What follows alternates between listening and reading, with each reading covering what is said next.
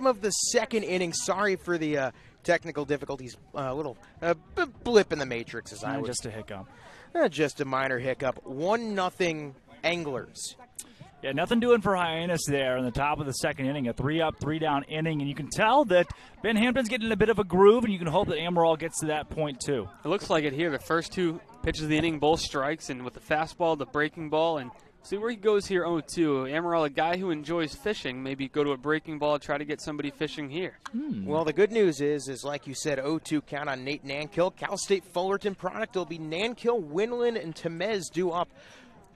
We'll get into some fun facts about those next two guys when they reach the plate, but for now, the 0-2 count, righty to lefty.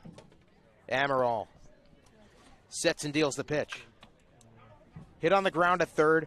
Wolford across the diamond, hard, long throw, and it gets away from the first baseman, Hyannis. We'll see how they rule it, but either way, safe at first is Nankill. Yeah, I think they're going to charge Wolford with an error on the throw there. It took a couple hops and was just a little bit out of the range for Hyannis. And they're going to rule it a hit, so okay.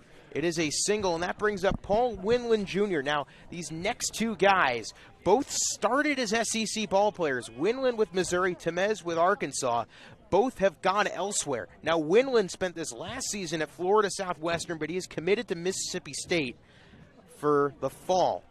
Stands in as a lefty bat, batting 8th in the lineup tonight. First pitch takes a ball at 88 miles an hour. Count 1-0. The runner off of first. And a note on that last play, one of the things you like to see is Pancho Ruiz getting down the line as a catcher to back up the throw. He was right there helping to prevent the runner from going. Throw back to first, and coming back in time is Nankill. Yeah, Paul Winland Jr., who's at plate right now, 375 average in the spring, but it's a trend we saw with a lot of the Orleans guys. 524 on base percentage, just 1 double, 3 home runs. Not a power guy, but a great contact hitter. Had 50 walks in the spring. In the words of a Jonah Hill's character from Moneyball, gets on base. Runner goes, pitch swung on and missed the throw to second, and it gets into center field. Thankfully, McConnell was there to cover, so it's going to be called a swinging strike and a stolen base. Yeah, 9 for 12 this spring on stolen bases for him, and so he's a guy that likes to go, and Pancho Ruiz has been pretty solid as we've seen in practice. Usually makes the play there, but had it skip into center field instead. Yeah, just got caught up trying to get out of the glove for half a second. That may have caused him to have a little hitch in his throw down and see that one skip through to the outfield. 2 balls, 1 strike. The pitch from Amaral. There's a fastball that he's called a strike, and the count 2-2. Great pitch there from Amaral. Austin, we've seen Amaral get to the 2-strike count pretty consistently here early, but he struggled to set guys down when he does get there. 2 balls, 2 strikes, nobody out. Bottom second, 1-0 Chatham. He's got to check off second, and fakes the throw back to second base. What I'm seeing here, Drake and Zach, the fastball is working. He's locating it really well, but it's 90-91, so he's not able to put guys away with it. Yeah. His breaking stuff hasn't been as effective yet as the fastball, also kind of why he hasn't been able to finish off the hitters. Lefty, the 2-2 pitch swung on, hit in the air to center field, right at McConnell, takes a couple steps in, faking the tag and attempting to go to third was Nankill. He hustles back for the first out of the inning. Yeah, what a really solid throw by McConnell to keep Nankill at second base, and they don't get much easier. Can of corn in center. I don't think McConnell moved a single step. Now, here comes your guy, Dominic Temez, who started his career at Arkansas and now a member of the Alabama Crimson Tide, Drake. Yeah, again, Temez is just trying to make his name this summer, as a lot of these guys are, but you'll see him tonight batting in the 9-hole for Chatham. The catcher, and that's a position here on the Cape where you usually have 2 guys that rotate nights. Even tougher to make your mark when you're only playing 22 games compared to a lot of your teammates that are getting the full 44 in. Fastball low and away, called ball 1. Now, like you mentioned, that breaking stuff, not breaking just yet. The RBI double by Marcus Brown was on a breaking ball that broke right into the middle of the plate. Yeah, Temez also a McLennan Community College guy. I don't know if you guys know where that's located. 1-0 somewhere pitch. In Texas. Yeah. Pop fly right field coming on Tito. Flores makes the catch, 2 down. And wouldn't it be a nice turn of events for the Hawks to escape another jam with a runner in scoring position? Yeah, you saw him do it again last night quite a bit. You'll see him hopefully do it again tonight. But Paul Winland Jr. actually also a product of McLennan Community College as well. So him and Dominic Temez were teammates. They won the JUCO National Championship, the World Series in 2021. And you're right, it's actually Waco, Texas, where they're from. I mean, what are the odds of that, to have two guys come from two different SEC schools, play together at this one community college, and then go off to two other SEC schools? Yeah. And have them being back-to-back in a lineup in a Cape League game. First pitch, now the lineup flips over, and that's lifted down the left field line and fouled by Cooper Engel, who walked his first time up. So already lineup flipping here in the bottom of the second. You know, I'm not really a math guy. It's a journalism major, but I'm going to go out there and say those odds, pretty crazy. Pretty crazy indeed. I mean, look, I will be real. Like you said, journalism major myself, not much of a math guy. 0-1 pitch and swinging and missing. There's your breaking ball that you want to see break from Austin Amaral. Nice movement there. Count 0-2, and he's one strike away from getting out of this one. I can tell you who also is not a math guy. That's Cooper Engel, the sports communication major at Clemson. No balls, 2 strikes. Did you ask him about that? I think it's a pretty strong generalization. 2 outs, runner on second, and the pitch swung on line to left field. Could be trouble, and a dive and a great catch out in left field by none other than the Juice Rabbit. A nice little hippity hop and a full extension to rob Chatham of a base hit and likely a run as well. Let's head to the top of the third. Chatham strands a leadoff hit, no runs, 1 hit, 1 left on after 2. 1-0 Anglers. You're listening to the Hyannis Harbor Hawks on Harbor Hawk Baseball Network. Harbor Hawk baseball fans, there's a break in the action, and we'd like to take time to thank the corporate sponsors of the Cape Cod Baseball League. Curry College is where you go to become anything you want. Curry prepares students to engage in successful careers with learning beyond the classroom. Explore undergraduate programs, NCAA Division III athletics, and continuing education and graduate studies, including 5th-year master's programs at curry.edu. Franklin Sports. The Hyannis Harbor Hawks would like to thank Franklin Sports for their sponsorship of the Cape Cod Baseball League.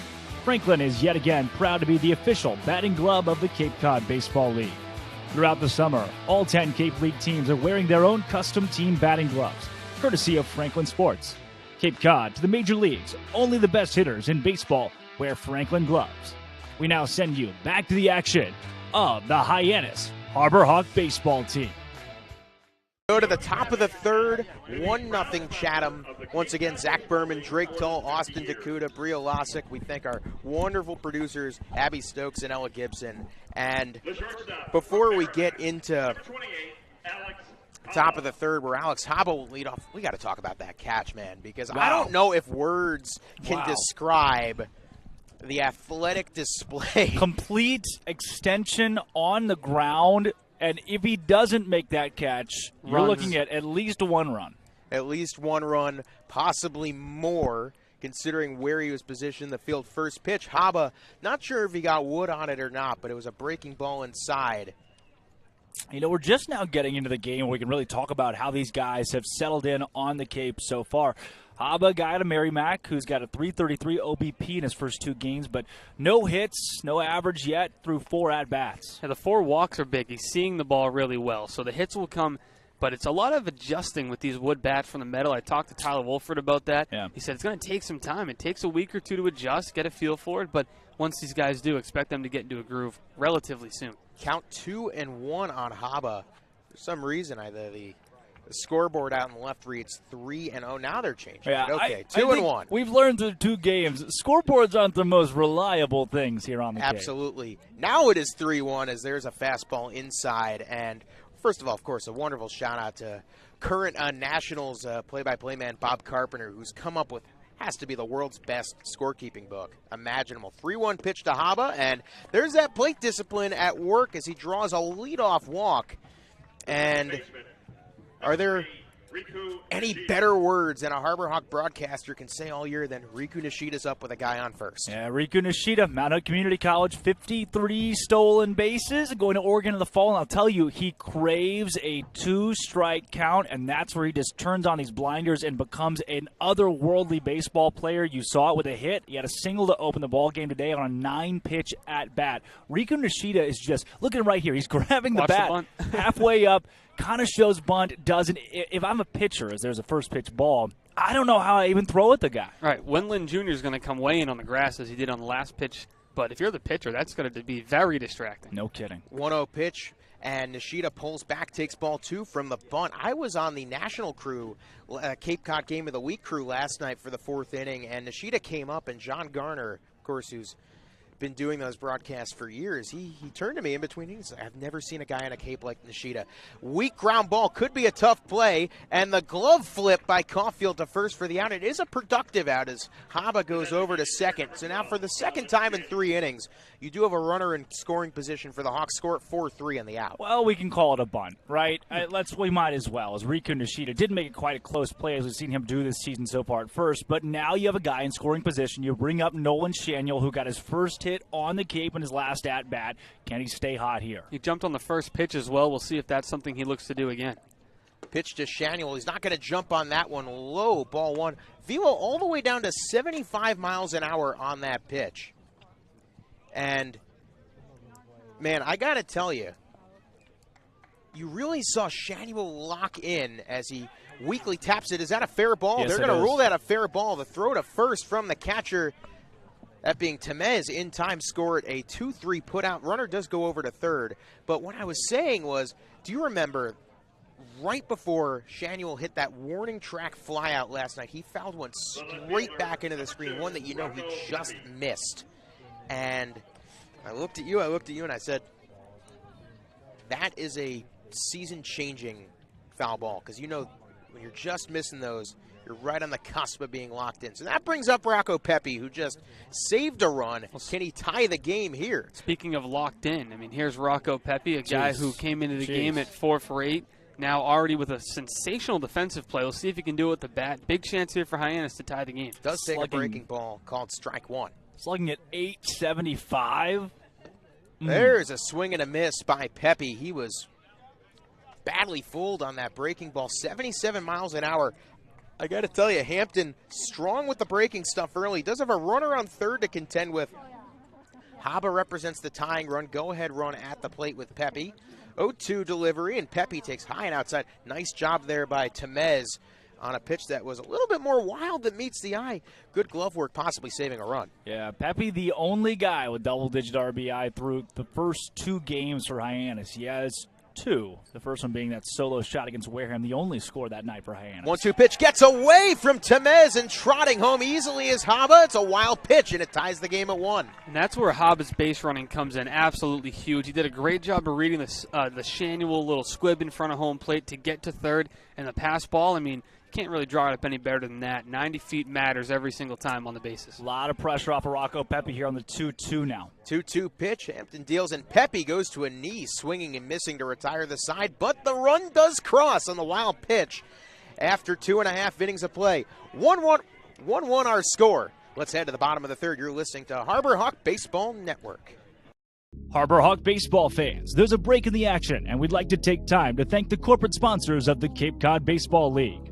The Yawkey Foundation, Gibson Sotheby's, Curry College, the 99 Restaurants, Coca-Cola Bottling of Cape Cod, Badger Sport, Zephyr Hats, Cape Cod 5 Cent Savings Bank, Milton Cat, Mosquito Mary's, and the Massachusetts State Lottery. Sponsors also include Franklin Sports, Cape Destinations, Sullivan Tire, Highline Cruises, Barnstable Bat, Sunderland Printing, Axis Bats, Cape Space, Christmas Tree Shops, T-Mobile, Boston Better Business Bureau, Fairway Financial, Rogers Gray, and of course, thanks to Major League Baseball for over 50 years of support of the Cape Cod Baseball League. We now take you back to the action of Hyannis Harbor Hawk Baseball. Welcome back. Bottom of the third. Hawks tie the game at 1 on a wild pitch, bringing home Alex Haba. And we talked to Nick Johnson, the general manager, before the game, and he continues to hammer down the fact that this team's hallmark right now is small ball. We saw it last night. Manufacturing runs is going to be the primary, at least for the time being, source of offensive firepower for the Hawks. I mean, last night, you bring home 3 runs on an RBI single, an RBI fielder's choice, and a bases-loaded walk. And tonight, good base running and a wild pitch. And that's how we are tied at 1. So that brings up Thomas Caulfield. 2, 3, and 4 due up for Chatham. Box score is even with the runs and hits. 1 run apiece, 2 hits apiece for both sides. Caulfield, 16 home runs this season out of Millersville. Talked about it earlier. It's a school record at Millersville, 16. Lefty on lefty, first pitch, and swinging and missing right through that fastball at all the way down to 80 miles an hour. Not so sure that was a fastball. They frown upon, I think they frown upon home runs at Millersville. You think this guy just broke the mold? He might have been the first. Maybe he set a new trend over there. Hey, man, coach has been asking us not hit home runs. I don't know if I can do that. We'll start with 16 and see if that's lefty okay. to lefty, the pitch, swing and a miss. Same pitch, almost the same spot. That breaker down to 80, count 0-2. Just kind of pushing the envelope. Like if I keep hitting them, maybe coach starts liking them. That could be it. I mean, not just single season record for home runs, also extra base hits and total bases. Wow. 0-2 pitch, fouled straight back into the screen. Count was it like 25 extra base hits? 40 hits, extra maybe? base hits. 40 That's a big number. number. Okay. Led his conference in RBIs with 78, 22 doubles. 5th most runs batted in his conference's history. That would be the PSAC. Oh, geez. The PSAC. Notable baseball conference, by the way.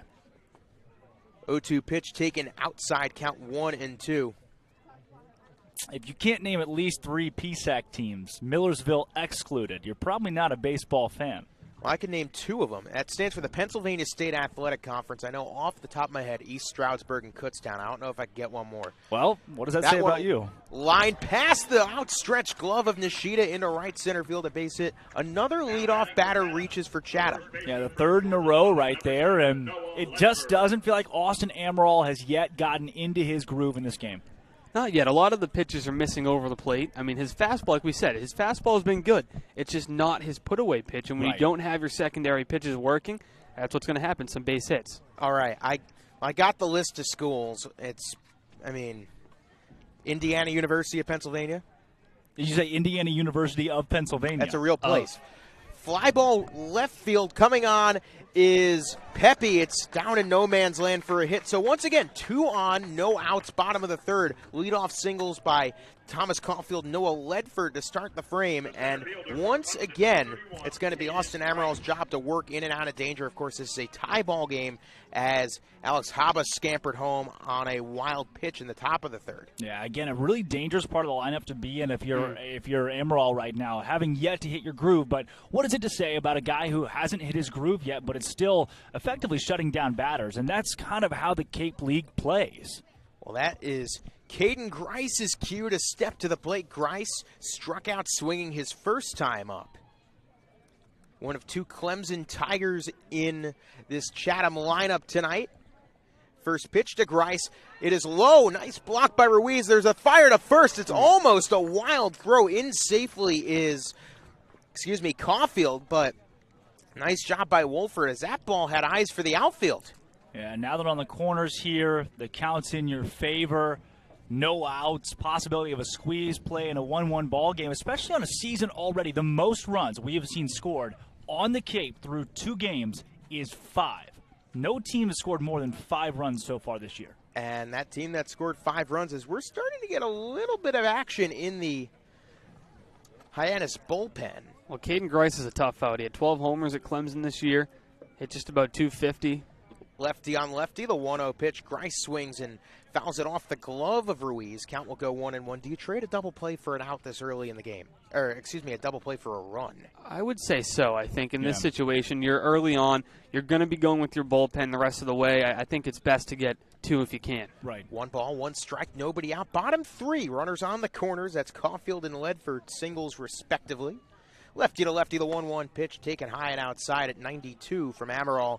Count goes 2-1. And you get the feeling that you can see the stuff is good. He's just trying to find his groove.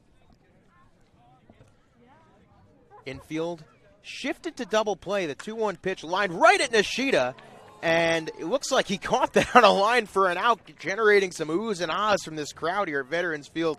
Some smooth mitts from Riku for out number 1. Unbelievable, too. As soon as he comes down with the baseball, he sits chest side and gives us a slight bow. Not even, it was like a wave to the crowd without waving whatsoever. Just a small homage to just how beautiful a play that was. And you could, I can't hear that much from the crowd, but I could hear enough of it. Ooh, what a play. It's a big play in that situation. Now double play ends the inning here, and the run's still 90 feet away. Tough batter to get the ground into a double play. That'd be Marcus Brown, already the lone RBI of the game for Chatham on an RBI double. First pitch, 90 miles an hour for a strikeout, 0-1. And you know, when Nolan Arenado first came into the league and started flashing his glove in Colorado and then St. Louis, there was always that Nolan being Nolan phrase. When can we coin just Riku being Riku? Yeah, I think he's well on his way to it.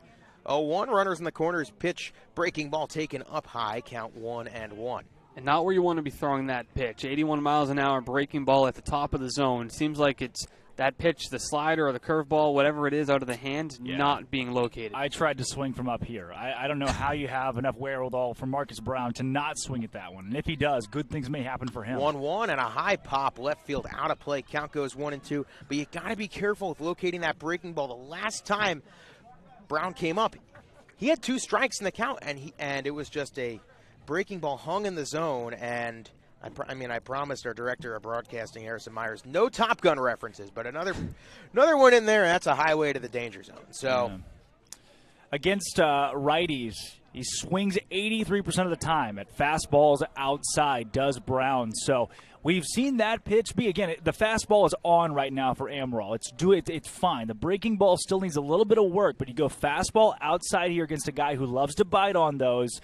Maybe you get a swing, a cut, and a miss from Marcus Brown. 2-2 pitch incoming, and the pitch hit on the ground to second. Nishida. He goes to short for 1. On to first, and it is an inning-ending double play. And what a job by Austin Amaral to work in and out of danger. 2 leadoff singles for the Anglers. Nothing to show for it. No runs, 2 hits, 2 left on at the end of 3. We're going to send things down to Bria Losick. Bria, the mic's all yours. Thanks, Zach. I talked a little bit pregame to Coach BJ Johnson, and he said only a few days into the season, the culture of this Harbor Hawks team, it just feels different. He said yesterday that Ethan Hammonberg from Ohio State left his glove in the dugout, and who grabs it other than the guy from Michigan, Tito Flores. And that's what Coach Johnson said the Cape League is all about, setting aside rivalries and meeting lifelong friends from across the country. From Veterans Field, this is Bria Losick. Back to you, Zach. Thank you, Bria. And Bria, look, you go to Northwestern, you get that in the Big Ten, that Ohio State-Michigan rivalry is fierce. They don't even refer to Ann Arbor as a town in Columbus, or they don't even refer to Michigan as a school. It's just a TTUN, that town up north, or that team up north in that sense. But how about Austin Amaral, and how about Riku Nishida? Yeah. Really solid stuff from Riku Nishida. That means Ben Hampton will come back out. We haven't mentioned too many of his stats from West Virginia last season, but the good news coming into this game for Hyannis is that Hampton wasn't really dominant for the Mountaineers this past season. A solid Mountaineers team, but he had a 4.88, making a 4.66 ERA, was 8-5 overall. Saw a lot of action, but in 15 starts, 83 innings, allowed 81 hits, 43 earned runs, 14 home runs on the season for Hampton. Granted, the Harbor Hawks have wooden bats in their hands, so everything changes, but even still, you see those kind of numbers, and it gets you excited at least a little bit. And you look at his numbers from last summer. He's still very young, though, Drake. 19 years old last summer, comes here as a 20-year-old. He played in the Northwoods League in 2021, just through 4 2/3 innings, but allowed 10 hits. So maybe as you get deeper into this ball game, the hits will start to fall. Yeah. Well, not an easy task here in the top of the 4th of a 1-1 tie, as he's got to deal with the heart and soul of this Harbor Hawks lineup. 4, 5, and 6 as Justin Hyannis takes a breaking ball called strike, 0-1, and then a fastball over up at 83. Count quickly 0-2 on the first baseman from Champaign, Illinois, and the Fighting Illini. Yeah, Hyannis, number 26 MLB draft prospect in the Big Ten for D1 baseball. Number 27 first baseman in the nation. 1-2 pitch to Hyannis, waving at that one, strike 3, and some impressive stuff there from Hampton, who seemed to have full command of that at-bat. Now, One down. You get Pancho Ruiz coming up after him, and if anybody has got that light tower power we've talked about is Pancho Ruiz. The only thing that's not going to work in Ruiz's favor tonight is the fact that righties don't hit near as well at this ballpark. It's typically placed to a lefty's park, most things traveling out to right field. But you go oppo right here, maybe good shape for Pancho. First pitch to Pancho as a breaking ball inside at 74, count 1-0 on Ruiz. Top of the fourth, 1-1 is our score as Ruiz takes again inside, count 2-0. Something we have noticed, pitchers are working fast in this league. Really quickly. And I think that goes to show the pitch clock in college baseball is changing that. Those guys are trained to throw within 20 seconds. They don't want to change that here. Why change now? 2-0 pitch, Ruiz swinging for the fences, fouls it away. Count goes 2-1.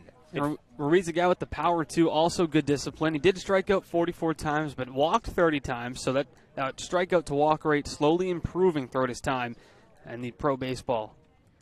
Base is empty. Here comes a 2-1 pitch. Ruiz, weak chopper, and they're going to say it hit off of him.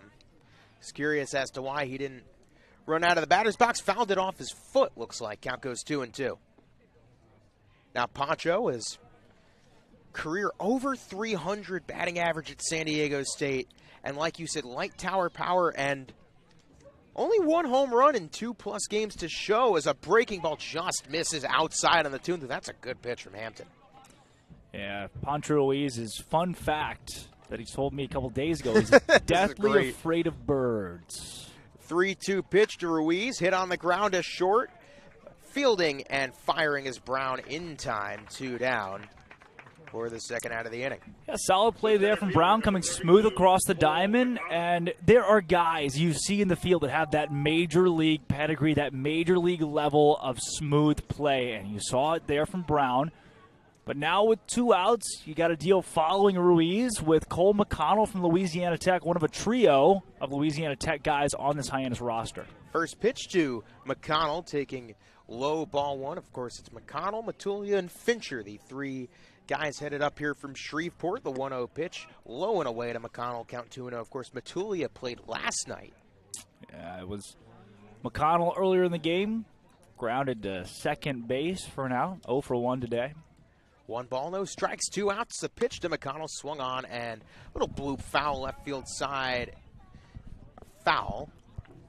And it helps to have those 2 LA Tech guys in the outfield occasionally, with them having that experience together and being able to communicate already, as we've talked about throughout the broadcast. Sometimes it takes a little bit of time for these guys to get used to their teammates and work on their communication defensively. 2-1 pitch fouled away by McConnell again. Count goes 0-2. I mean, we've said it. Chemistry is so hard to build in summer ball.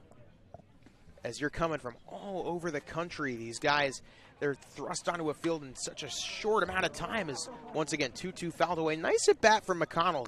And you get the feeling that these Harbor Hawks maybe don't do so well out of the gate against these slow pitch guys. So trying to work up Hampton's count. 2-2 pitch again. Just missing up and away. Yeah, you can see Temez held that one right there. He wanted the umpire to see. Hey, look, it's right here. Not sure if he loved that call, but it runs things full here. McConnell has a chance to try to fight off a pitch here or get on base. 3-2 pitch, and McConnell swings, fouls it straight back into the trees as a couple young fans run for it. We stay 3-2. Man, I got to tell you, doesn't Veterans Field just scream summer baseball? A little bit. That's okay. Here comes the 3-2, 2 outs. Hampton deals McConnell, fouls it back again. Nice job by McConnell staying in it. Should he reach base, Tito Flores, who flew out to right his first time up, will come to the plate for a second time today. 1-1 game, top of the fourth inning already. The 3-2 pitch, and that's low and away. Ball 4. Nice job by McConnell to work a walk. Yeah, you put McConnell on first base. A really good job of leaving that one in the dirt and not trying to take a cut. It's something not worth taking a cut on. Puts McConnell at first. Now you get Tito Flores batting in his first game for the Harbor Hawks. A guy who came up just a couple days ago, had a really strong season at Michigan as well. And excited to see how well he does in this blue jersey. Tito, as there is a meeting on the mound. 6 foot 190 out of Detroit, Brother Rice High School.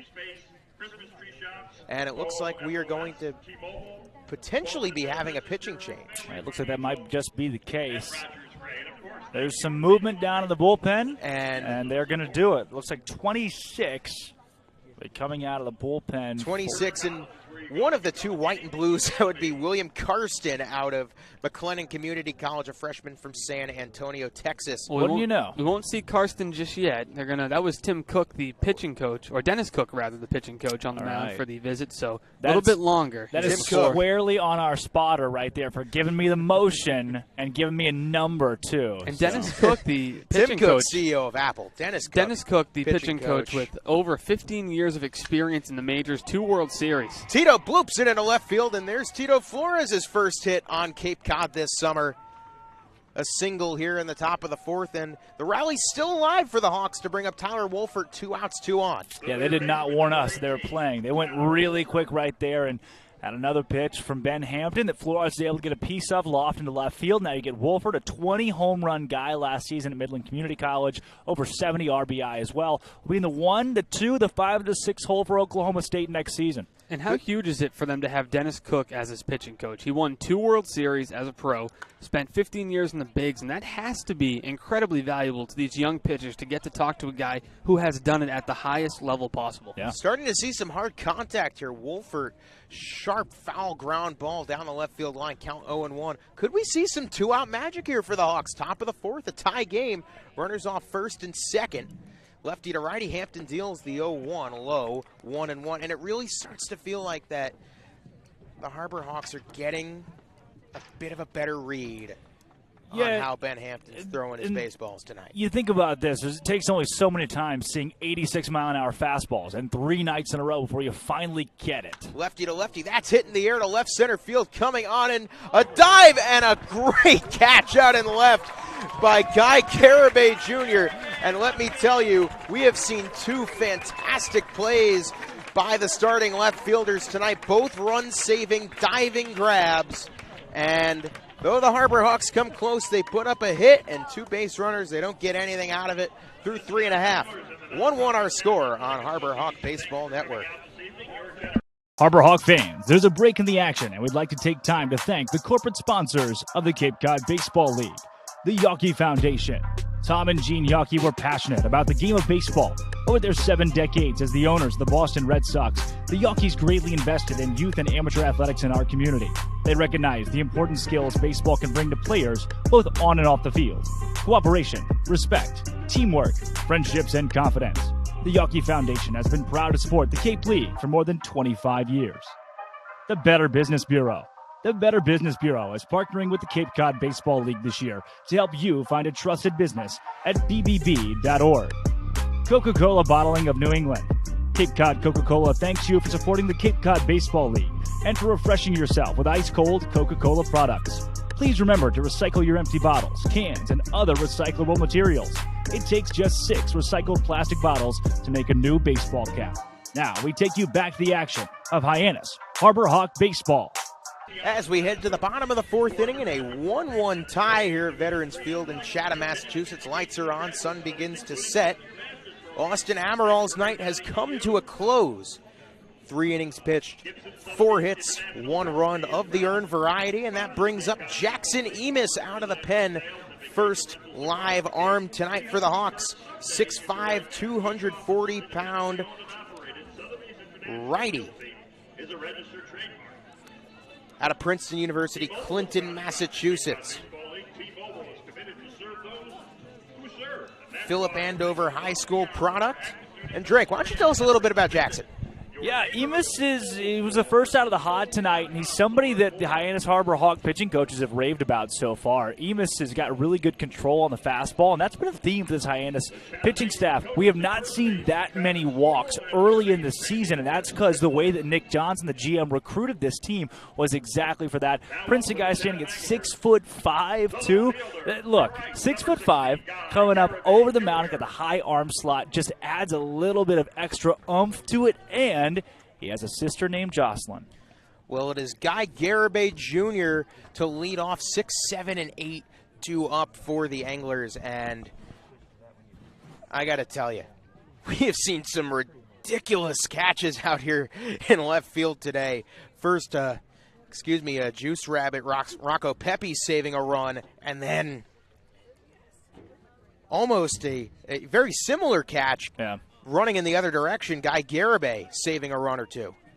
First pitch from Hyannis, and Garibay fouls it straight back into the screen. Count 0-1. Yeah, that one nearly got over the net here. You heard all the fans ooh and ah. I think they have one of those hot dog, if you catch a foul ball, you bring it back in, get a free hot dog.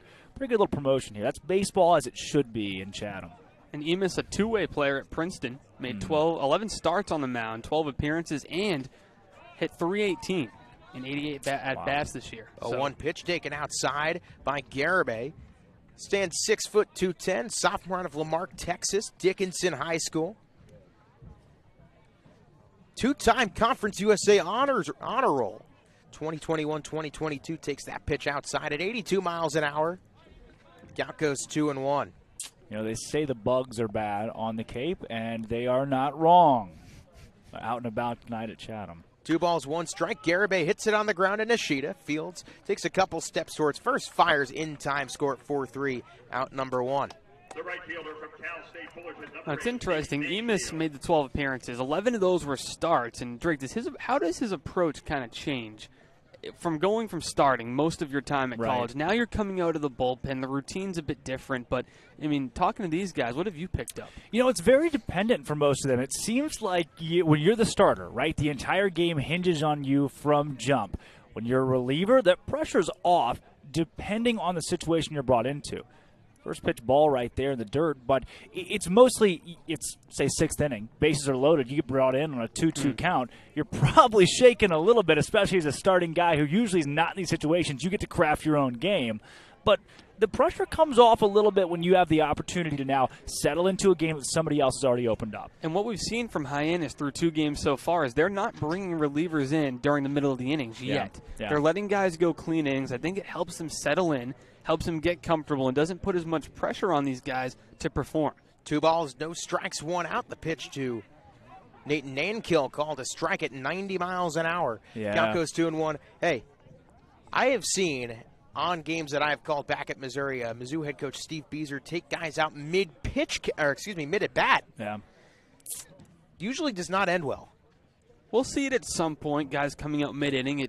We've been in great situations as pitching staff so far for the Harbor Hawks. They haven't really had many long innings or many situations where, okay, guys walk 2 guys in the inning, we got to get them. Yeah. But, that situation will arise. Sure, Coach Beatty could have made the early pull a couple of times, but I think it shows the confidence he has in his staff to battle through their own adversity. 2-2 pitch incoming, and a breaking ball called. Strike 3 at the knees. Ring him up, sit him down. Nankill down, 2 down. 74 miles per hour. How about this? The slowest breaking ball that Hyannis threw all last season at Princeton was 73. He's really cranked that breaking ball down. You see it right there for a called strike. Your fastball goes to 93. Your breaking ball typically sets 73, 74.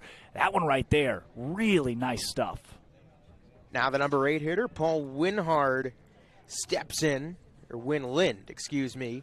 First pitch to Winlind, inside, called ball 1. Now, we've really seen at this point, after almost 2.5 games, if the Harbor Hawk pitching staff says this is a guy to watch out for, odds are they're pretty good. Yeah. Winlind, the guy from Florida Southwestern, 524 OBP in the spring. Wow. 1-0 pitch to Winlind, swing and a miss, 83 miles an hour on the breaking ball. Count goes 1-1 on the ex-Missouri Tiger, future Mississippi State Bulldog. Yeah. A little bit surprising that Mississippi State, not a great season after their national championship run last year. They took one off, Pitch taken outside by Winlind. Count goes 2-1. Early predictions on what goes down in Omaha this year, Drake. Oh, wow. A lot of really good teams. I'm not sure if I can remember a year where there were so many big names in Omaha. It feels like all 8 teams have really strong, long solidified programs. 2-1 pitch to Winlind. Swing and a foul chopper right field side. Count goes 2-2, and Jackson Hyannis 1 pitch away from a sparkling first appearance with the Hawks. Yeah. Feels like some years in Omaha, like a Kent State will sneak in there, or a Coastal Carolina who won it all, and you think, do they even belong? This year it feels like everybody pretty solidly belongs in Nebraska. 2 balls, 2 strikes, 2 outs. The 2-2 pitch inside at 91. Count goes full, 3-2. 1-1 our score. Bottom of the 4th inning. Between two teams, 1-1 on the season. They both won last night after losing opening night. The payoff pitch, the 3-2, and Hyannis hits the outside part of the plate, called strike 3. Winland was thinking of trotting off to first, but Jim Fonseca, the home plate umpire, said not so fast. Inning over, side retired. Last 2 batters of the inning retired, striking out looking. 1, 2, 3 go the Anglers. We head to the 5th. 1-1 our score. From Veterans Field, you're listening to Harbor Hawk Baseball on Harbor Hawk Baseball Network. Harbor Hawk baseball fans, there's a break in the action, and we'd like to take time to thank the corporate sponsors of the Cape Cod Baseball League. Curry College is where you go to become anything you want. Curry prepares students to engage in successful careers with learning beyond the classroom. Explore undergraduate programs, NCAA Division III athletics, and continuing education and graduate studies, including 5th-year master's programs at curry.edu. Franklin Sports. The Hyannis Harbor Hawks would like to thank Franklin Sports for their sponsorship of the Cape Cod Baseball League. Franklin is yet again proud to be the official batting glove of the Cape Cod Baseball League. Throughout the summer, all 10 Cape League teams are wearing their own custom team batting gloves, courtesy of Franklin Sports. Cape Cod to the major leagues. Only the best hitters in baseball wear Franklin gloves. We now send you back to the action of the Hyannis Harbor Hawk baseball team. And we are back top of the 5th. 1-1 ball game here in in Chatham. And William Karsten, who I mentioned was warming in the last frame, now steps in for McLennan Community College, San Antonio, Texas native. Karsten stands 6'7", 235. And while we have to be greeted with 9-1-2. And while we have a moment, taking a look at scores from around the Cape Cod Baseball League, Katuitt leads Bourne 6-4. The Brewster Whitecaps, the defending champions, are up 3-1 over YD. Harwich leads Falmouth 2-1. Orleans, the team that the Harbor Hawks beat 3-0 last night, ahead of the Gatemen 1-0. And of course, we're all knotted up at 1 apiece here at Veterans Field in Chatham. Holy cow. Tell me, Austin, you spent a summer on the Cape last summer covering the Harbor Hawks.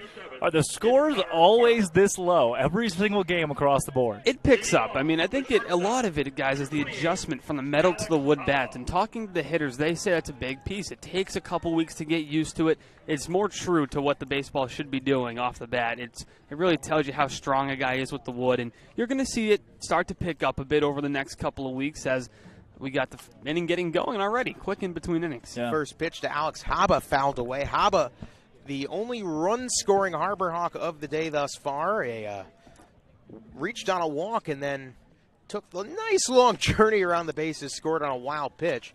And the 0-1 pitch grounded through the right side, a base hit. Alex Haba's first hit as a Hyannis Harbor Hawk. Yeah, you got to like that one. A great piece of hitting to get it under the glove on the right side. And now you go from Haba to the start of the lineup, Riku Nishida.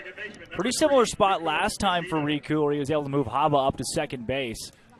We'll see what Riku is able to do here with nobody out, a runner on. You see Nishida goes up to home plate, wipes it off, gives a little fist bump, and he's set in the box. And having Haba in the 9 spot is sometimes like having another leadoff guy. For the amount of times he gets on base, we've seen it early with the walks he can draw. Now setting the table up for the top of the order. Good chance here for Hyannis. Riku showing bunt and takes a pitch up high, ball 1. Runner off of first is Haba. And how about Alex Haba? 2 walks yesterday and now a walk and a single today. Yeah, Haba, a Merrimack guy who spent a summer last summer in Burlington. Before that, he was at North Shore, spent his freshman summer after his freshman season in North Shore. Riku bunts that one foul. Count goes 1-1. I guess Riku really likes what he sees with the bunt, but that also means that Winland is going to play in very deep from first. Of course, Haba's got speed, so yeah. Let's see what happens as the pitcher, Karsten, checks back on the man off of first. Haba had a total of 6 stolen bases his sophomore season for Merrimack. Then his junior year had 6 as well. 8 last summer for Burlington. And there's a bunt by Nishida. Karsten fields fires to first cleanly in time. Sacrifice successful, moving up to second. Haba scored a 1-3 putout. Good use of Riku Nishida there. You know, you move Haba to second, who you know has some speed. You're getting to the middle of this ball game where at this point of the season, it feels like 1 run is 5. You get a 1-run lead on about anybody, you're feeling really confident, and now you have a runner in scoring position, and you've got the 2-3 spot due up. Nolan Shanuel in against the righty Karsten. Runner off a second, that is Haba. The first pitch to Shanuel up and away at 90 for ball 1. And, you know, Karsten, this is a tough task, a freshman out of McLennan Community College, having to face some of these veteran bats. Yeah. Tell you what, though, Mitch Thompson, the head coach at MCC, his brother Nate Thompson, the hitting coach at Arkansas. It kind of runs in the family there. 1-0 pitch inside 2-0. So now Shanuel in the driver's seat in this at-bat. Thompson, a favorite to take the Baylor head coaching vacancy. Well, I know you've been all over that. Yeah, no kidding. Working remotely from the Cape. 2-0 pitch, runner off a second, a 1-1 tie, the delivery, and a weak grounder to first. Charging is Ledford, and over to third is the runner Haba, 2 down. The left fielder. And Shanuel just got on top of that one a bit. He's still swinging the bat a lot better in tonight's game than he had been the first 2 games of the year, and we saw the single earlier, and he's starting to piece it together a bit. Take you back to this. 3rd inning. Alex Haba walks. Riku Nishida advances him to second base. Shanuel comes up, can't get anything done, but he's still able to advance on a putout. Haba to third. We have the exact same situation right here. That's where Haba scored on a wild pitch. Maybe get something similar here in the 5th. And Rocco Pepe steps up to the plate. Of course, Pepe, 1 home run, 2 RBIs in the season. Runner off a third as Haba represents the go-ahead run. Karsten deals, and it's a weak ground ball foul from Pepe. Count will go 1s across. Box score even, 1 run, 4 hits for each team in a quick-moving game. Already top of the 5th, and might have a special guest for you in the bottom of the 5th. Yeah. I think we'll leave it a surprise. 1-1 pitch from Karsten, breaking ball outside and away. Count 2-1 on Pepe. Good discipline there by the Juice. I mean, earlier in the game, he chased a couple of breaking balls below the knee. Now you're starting to see him pick the ball better out of the pitcher's hand, maybe with the sun setting, helping the guy see it a little bit better. 2-1 pitch, breaking ball. What a pitch. Catches the inside part of the plate for a strike. Count 2-2. Did you see the movement on that curve? Looked like it was way out of the zone, bit back at the last second. That's a great pitch. 2 balls, 2 strikes, 2 outs. Tie game, runner off a third. Karsten deals the 2-2, and Pepe a weak ground ball to short. Brown charges, fields, fires in time. So the leadoff runner, Alex Haba, stranded after the single. No runs, 1 hit, 1 left aboard. Halfway home through 4.5 innings of play. 1-1 our score. You're listening to Harbor Hawk Baseball Network. Harbor Hawk baseball fans, there's a break in the action, and we'd like to take time to thank the corporate sponsors of the Cape Cod Baseball League. The Yawkey Foundation, Gibson Sotheby's, Curry College, the 99 Restaurants, Coca-Cola Bottling of Cape Cod, Badger Sport, Zephyr Hats, Cape Cod 5 Cent Savings Bank, Milton Cat, Mosquito Marys, and the Massachusetts State Lottery. Sponsors also include Franklin Sports, Cape Destinations, Sullivan Tire, Highline Cruises, Barnstable Bat, Sunderland Printing, Axis Bats, Cape Space, Christmas Tree Shops, T-Mobile, Boston Better Business Bureau, Fairway Financial, Rogers Gray, and of course, thanks to Major League Baseball for over 50 years of support of the Cape Cod Baseball League. We now take you back to the action of Hyannis Harbor Hawk Baseball. Halfway home here from Veterans Field in Chatham. Jackson Emis out for his 2nd inning of work. Emis, solid job in the bottom of the 4th inning. And like I said, we did have a guest, and we're going to welcome for the first time, and hopefully not the last time this season, up into the Tim Hellstrom broadcast booth, our one and only Wes Burton. Wes, how you doing tonight? Oh, I'm doing awesome. Thanks for having me on, fellas. Wes, last night a solid appearance, 3 up and 3 down. The first batter you saw, you go 3-2 count, 9 pitches trying to fend him off. And rumor has it, Small Bird told me you threw a 94-mile-an-hour pitch. That's like 5 miles an hour more than you've ever thrown before in your life. What was that like? That's not true. But we'll pretend that it is, because it'll make for a better broadcast. But Thanks, it was Wes. not exactly the easiest at-bat to settle in. I was like, all right, can I just get a quick out to start? And then nothing like battling to 3-2, and then he just keeps fouling off. It's like first 3-2 is a fastball, fouls it back. Second 3-2, I'm like, all right, I got it. Cool. Fouls it off again. I'm like, all right, now we got to go change up. Fouls that one off. I was just thinking to myself out there, I'm like, all right, you've put on your good at-bat for the scouts. You fouled off a couple of pitches. Now can you just, like, line a ball to second base, and then we can just get this show on the road? He couldn't do you the favor, though, could he? No. Ended up hitting a little dribbler short, so I took it. But Dominic Tebez, now a 2-0 count on him as Jackson Hyannis, great bottom of the fourth. Can he counter with a great bottom of the fifth 2-0 pitch? That one inside off the glove of Ruiz. 3-0, and not the spot you want to be in out of the gate. Hyannis did impress that, once again, the bottom of the fourth. Now, Wes, you came in last night protecting a lead, trying to hold a lead. Is your mindset any different coming in out of the pen when your team has a lead as opposed to when, maybe out of a game coming into kind of a mop-up role to get some work in?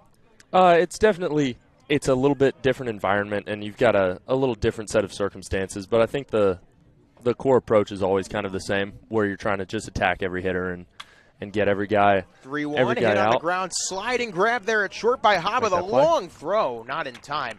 Nice effort from Alex Haba, but a leadoff single for Dominic Tebez.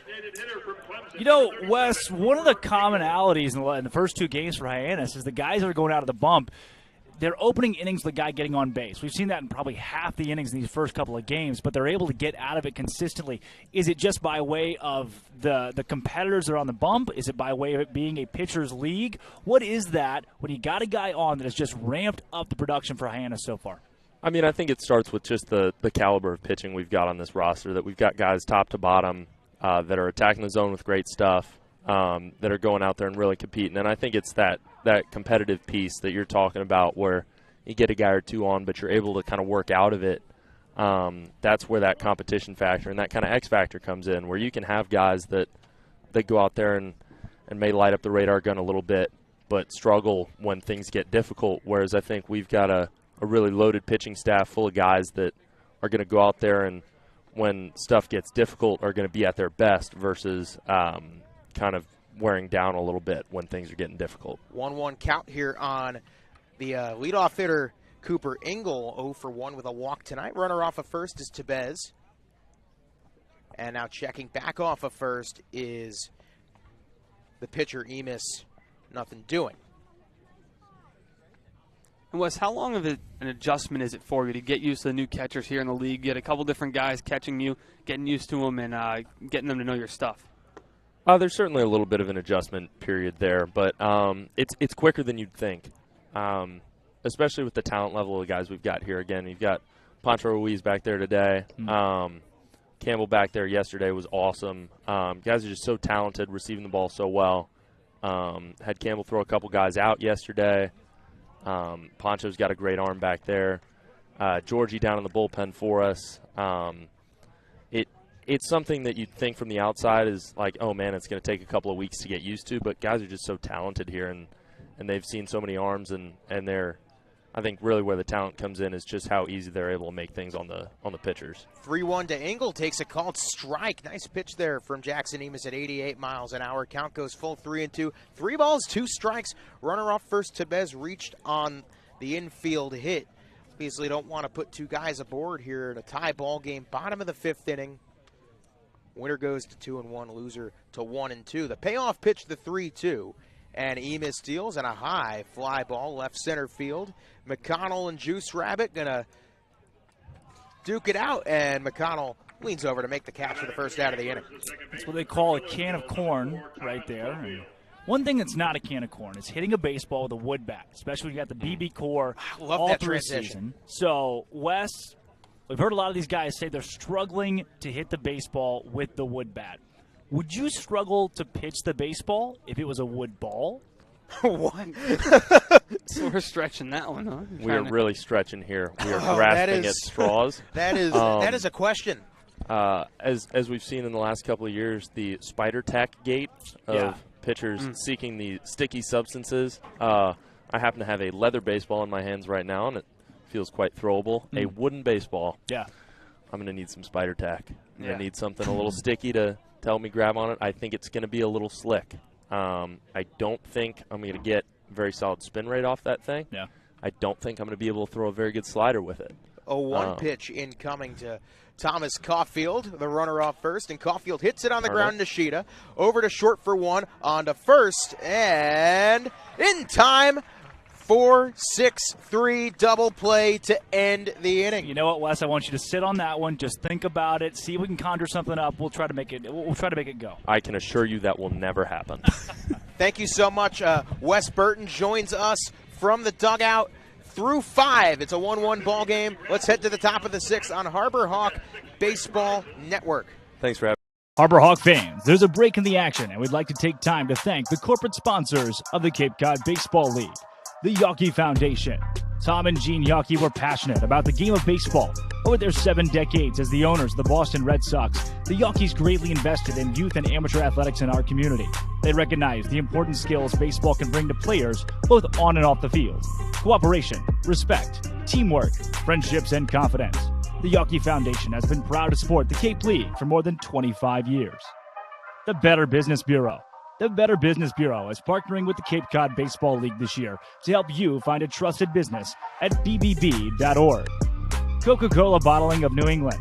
Cape Cod Coca-Cola thanks you for supporting the Cape Cod Baseball League and for refreshing yourself with ice-cold Coca-Cola products. Please remember to recycle your empty bottles, cans, and other recyclable materials. It takes just 6 recycled plastic bottles to make a new baseball cap. Now we take you back to the action of Hyannis, Harbor Hawk Baseball. It's been the Riku Nishida show in the field as he's been the starting point of 2 double plays.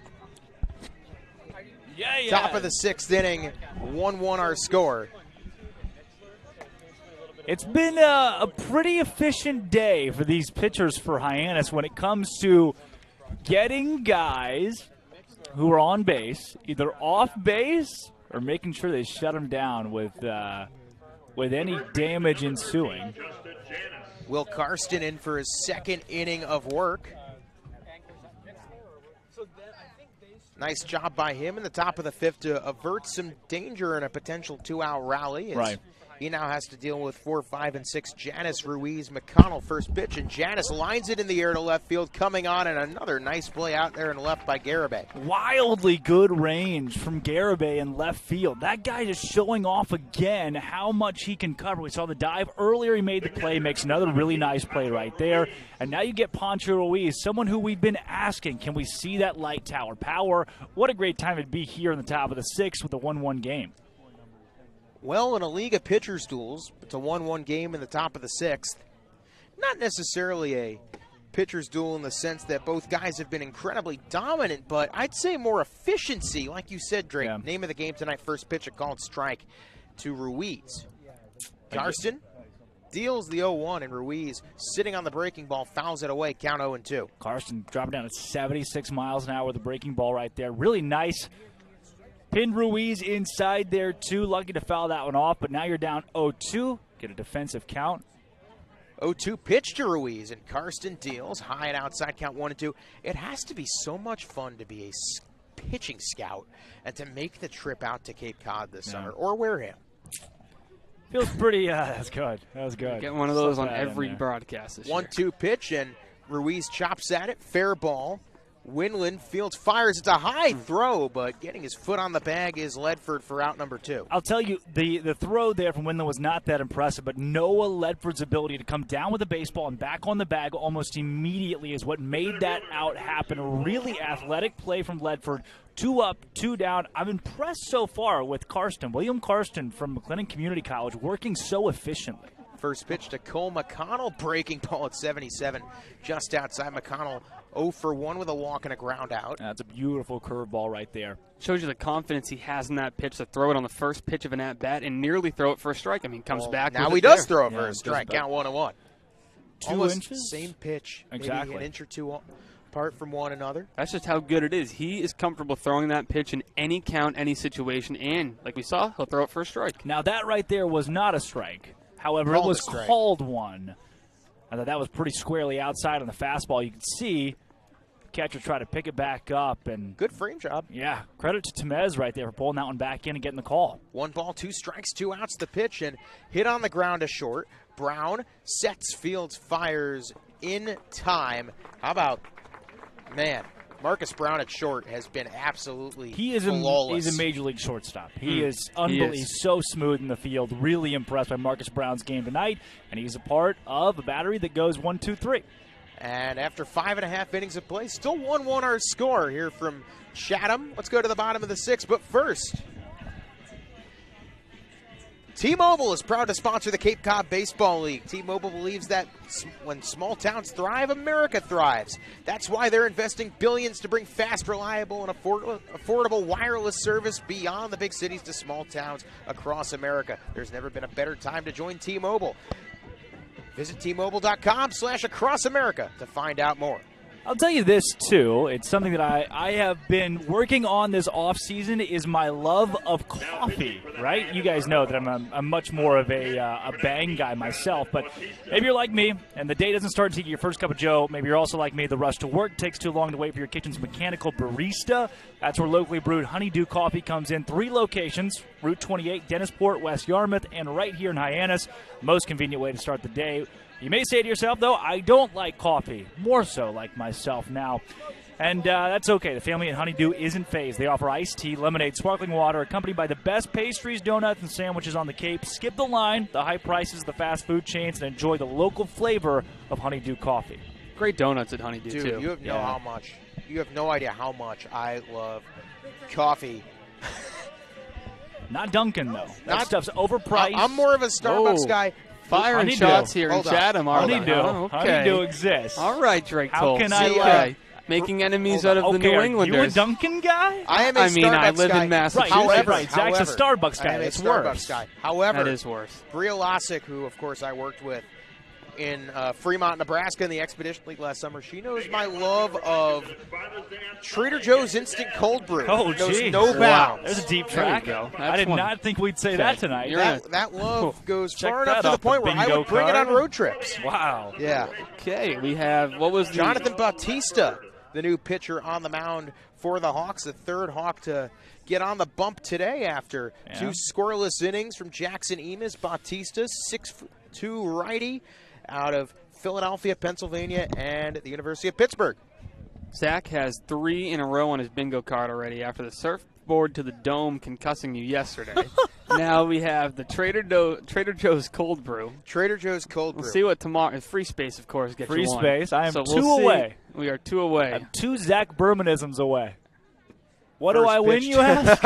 I got a couple. Baseball. I got a couple things at Trader Joe's Instant Cold Brew. I don't know if I'm going to go through all of them. Would you like one? You know what? I'll try it. I'll try it. The 1-0 to Nate Ledford is taken up high. Count 2-0. We were on a road trip to Hastings, Nebraska last summer, and we went to a restaurant for the game. I actually brought it out at lunch. Cold brew. Cold brew. Lunch. A lunch cold brew.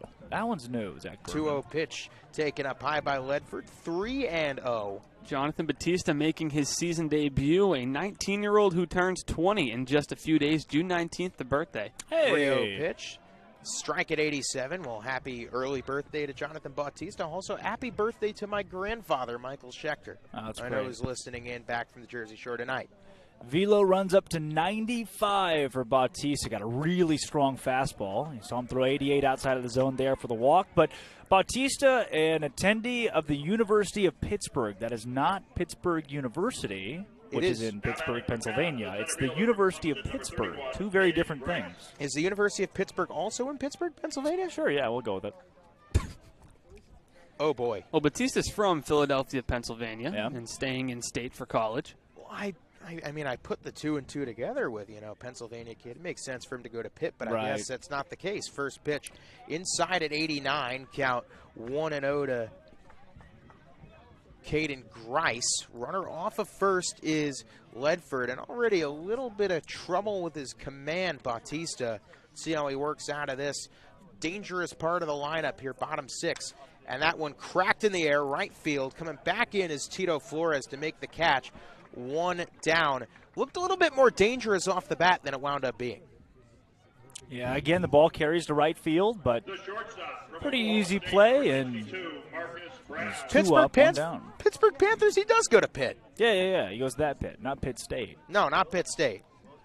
Same Pitt as Kenny Pickett out of, should I say, Ocean Township High School. Future Steelers quarterback. We'll see how successful this season goes for him. Well, up steps Marcus Brown, who has been nothing short of absolutely fantastic today. Takes a first pitch called strike from Bautista, count 0-1. Brown an RBI double in the first inning, 4-6-3 double play after that. But I would say his greatest attribute of his game tonight has been in the field. Yeah. Also the alma mater of DJ Bonix, hip-hop DJ for Wiz Khalifa. 0-1 pitch hit on the ground, off the glove of the first baseman. Hyannis going to be a tough play. Riku flips to first with the glove in time. Bautista covering. Oh, my goodness. Riku being Riku. What a play. Just your average 3-4-1 put out. 3-4-1 put out. I mean, Riku Nishida in the right place every single time, though. That just shows you what kind of player he is. Even when the ball is not hitting his direction directly to him, he's there backing his guy up and quick enough. But what a great job by Bautista to get there to cover the bag. Fundamental job of taking the right angle, peeling off, and getting the out. And that's a big out, number 2. That's unbelievable stuff from Riku. Runner does go to second, but that brings up Guy Garibay. 1-1 game, bottom of the 6th. Bautista deals. Garibay hits it on the ground to second. Nishida, much easier play than last fields, and fires in time to retire the side. So the leadoff walk winds up not costing the Hawks anything. We go to the top of the 7th, but first to Bria Losick. Thanks, Zach. We've been talking about it nonstop, but there's really no avoiding it. This Hyannis pitching staff has been lights out to start the season. I talked to Coach Beatty after Ty Good and Brody McCullough combined for back-to-back shutout starts, and he said this is absolutely no surprise that his whole pitching staff is performing this well. He said coming into tonight, the staff was throwing strikes 65% of the time. I'd say that's pretty good. Back to you guys in the booth. Yeah, thanks, Bria. That honestly has been so impressive from Hyannis. The first 3 games now, you've had such quality starts from all 3 of your guys. Despite allowing a run in the bottom of the first tonight, it's been nothing doing for Chatham since then. Talk about Ty Good, really solid stuff. 4 strikeouts for his first 4 outs of the game. McCullough going 5 perfect innings with 5 strikeouts as well. Both of those guys lights out. You saw similar stuff today. Even when Ben Hampton, make it Austin Amaral, couldn't control everything he was dishing out today, he still was able to get it done. And only 1 earned run across the board now for Hyannis across 2 games, almost a full 3 here as we get down to the last 3 innings of this one. And it goes back to the construction of the roster from day one. Yeah. Mazdak Davari, Nick Johnson, the guys in the front office wanted players who don't walk people, have low walk rates and good numbers on the strikeout department, and they put together one of the best defenses in Cape Cod. It shows tonight another performance in the field without an error by Hyannis. Yeah. I actually talked to Nick before the game today, and he said, if you can't throw a strike for 4 months at school, I don't know if you're going to do it out here. Right. Well, Tito Flores leads off the top of the 7th inning against still Will Karsten. You guys know why they call him Tito? I do not. But I'm sure you'll tell us right now. It's his name. There we go, Drake Thole. I was expecting something a little bit different. Flores, a high fly ball to right field, drifting back and making the play is Nankill. 3 good contacts from Flores. Unfortunately, nothing to show for it but a single, 1 down. Yeah, 1 for 3, though. Not a bad way to start your time on the Cape. I'll give credit to Tito Flores. Especially in a hitter's league, 1 for 3. He'll take it in your debut. Good defense in the field. I mean, good contact. I'm sure he's seeing the ball well, so see if he can continue with that trend. Maybe get another at-bat today. Yeah. Bring up Tyler Wolfert, first pitch, taken outside corner for a strike at 88. Wolfert. Will Karsten, I got to tell you, has been a weapon out of the bullpen. Yeah, it's impressive that it's still Karsten out there. We've already seen him complete 2 innings, now 2 1/3 here with that out from Flores. Solid stuff for Chatham from the guy from MCC. 2 years of JUCO ball. was great down in Waco and is great on the Cape so far tonight. 1-1 pitch and just missing outside corner with a fastball called 2-1. Well, Chatham manager Tom Holliday said that he knows where the best community college arms in the country are. Put Karsten in that conversation. Is that pitch, are they going to call it a strike? They checked down to the first base umpire. No, he did not count. Goes 3-1.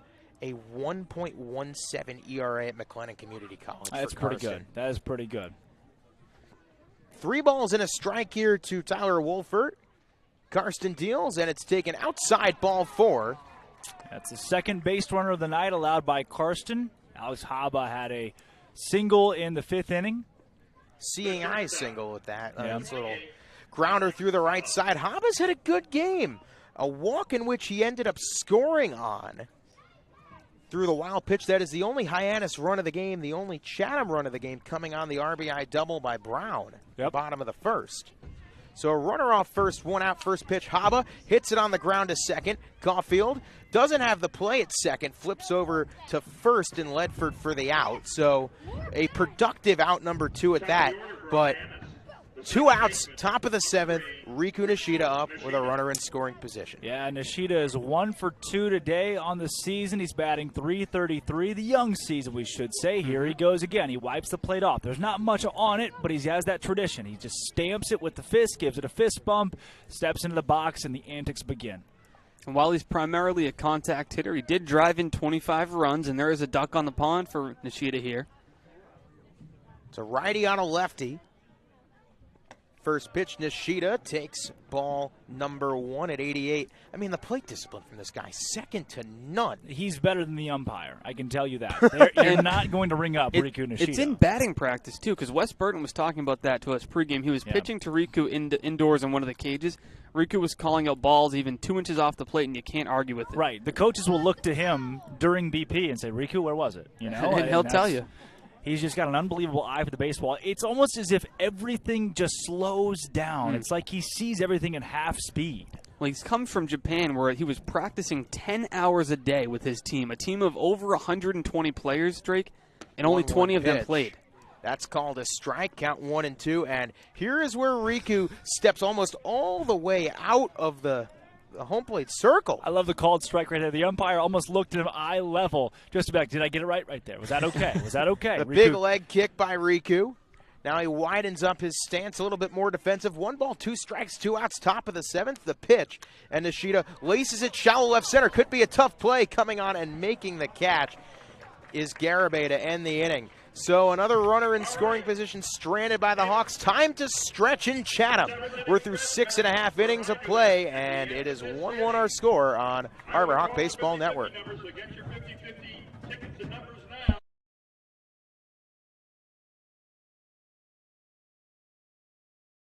Harbor Hawk fans, there's a break in the action, and we'd like to take time to thank the corporate sponsors of the Cape Cod Baseball League, the Yawkey Foundation. Tom and Gene Yawkey were passionate about the game of baseball. Over their 7 decades as the owners of the Boston Red Sox, the Yawkeys greatly invested in youth and amateur athletics in our community. They recognize the important skills baseball can bring to players, both on and off the field. Cooperation, respect, teamwork, friendships, and confidence. The Yawkey Foundation has been proud to support the Cape League for more than 25 years. The Better Business Bureau. The Better Business Bureau is partnering with the Cape Cod Baseball League this year to help you find a trusted business at bbb.org. Coca-Cola Bottling of New England. Cape Cod Coca-Cola thanks you for supporting the Cape Cod Baseball League and for refreshing yourself with ice-cold Coca-Cola products. Please remember to recycle your empty bottles, cans, and other recyclable materials. It takes just 6 recycled plastic bottles to make a new baseball cap. Now we take you back to the action of Hyannis Harbor Hawk Baseball. Well, here we have stretched, and it's now the bottom of the 7th inning. 1-1 our score here in Chatham as the sun is just about set, leaving some pretty colors off to the sky in the outfield behind us. But we start off with Nate Nankiel with Paul Winland Jr. and Dominic Temez due up. So 7, 8, 9, bottom third of the lineup for the Anglers in against Jonathan Bautista in his second inning of work. Good first inning of work for Bautista. No kidding. Bautista, again, throws as hard as 95 miles an hour. You'll see the breaking ball drop down to somewhere around the 80-mile-an-hour range, so a 15-mile-an-hour difference. First pitch up and in at 89, almost in on the hands of Nankill. Can you check me on that one, Austin? Is that math good? 95 to 80, that's 15? Sounds right. Okay, I'm not sports broadcasting major. I'll make sure to here, not check it with Janice, because that's and now the umpires are going to converge here. Interesting. I think that they went down and checked the swing at first base. Well, Sparky Burns has come in hot from third, so we'll take a look here. I wonder, did it potentially clip Nankill on the hand? Oh, wow. Or are they going to call looking at interference catcher's interference? Let's see, because that would be a pass to first, but that does not look to be the case. That's one of my favorite things in baseball, when there is no replay, and the home plate umpire asks the guy at first and the guy at third about catcher's interference, as if they've got, the view. At this point, just ask the catcher, scout's honor, see what happened, and move on from there. So it is a 1-0 count here in the bottom of the seventh. Bautista, righty to righty, sets and deals to Nankill, fouls it way back over the bleachers and right field side of play, count 1-1. I mean, another good night so far for the Harbor Hawk bullpen. 2 innings of shutout baseball from Emis. Now Bautista looking to get his second. I take that back. It is 0-2, so they called that a swing on the first pitch, and the 0-2 pitch fouled away. Same spot as the last one. You stay 0-2, so the pitch was up and on his hands, that first pitch of the at-bat. I was wondering if it had clipped him in on his hands. Turns out they said he went around. Foul tipped it, in fact. So the 0-2 count here, Bautista righty to righty sits and deals to Nankill. And the delivery is swung on weakly, chopped back foul, count stays 0-2. That breaking ball, it's doubly impressive that he was able to get a hand on that pitch and foul it away. So credit to Nankill, but that breaking ball just wiped out at the last second.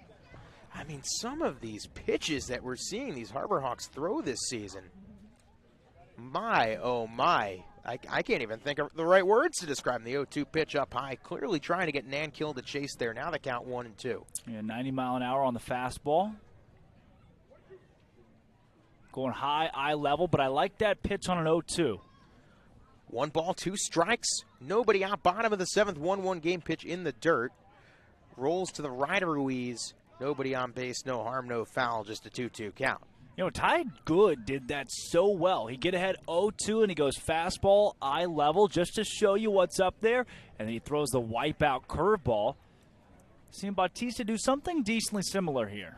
2 balls, 2 strikes, nobody out. The 2-2 from Bautista, then the pitch, swing and a miss. There's your breaking ball. Yep. Drop third strike, the throw to first from Ruiz in time, and Jonathan Bautista gets some Purell because that was absolutely gross. Yeah, Bautista, the pride of the Pitt Panthers. You know he's thinking about it. He's attending a university with popular alumni Beth Ostrowski.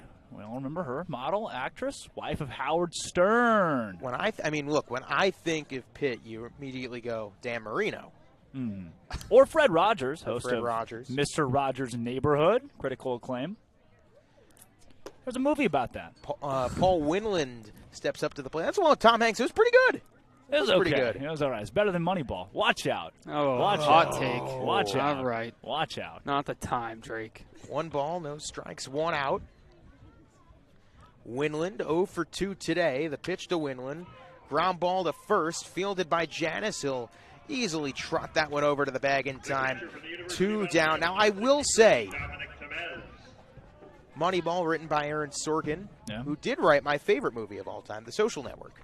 Haven't seen it. What? I mean, you did say you weren't a movie guy. Not a movie guy. I'm a baseball guy. 3 games in, and we've exhausted Zach Berman's favorite drink and now favorite movie. Zach, we're running out of fun facts. Only imagine we're going to be there are on plenty game more. 44. There are plenty more.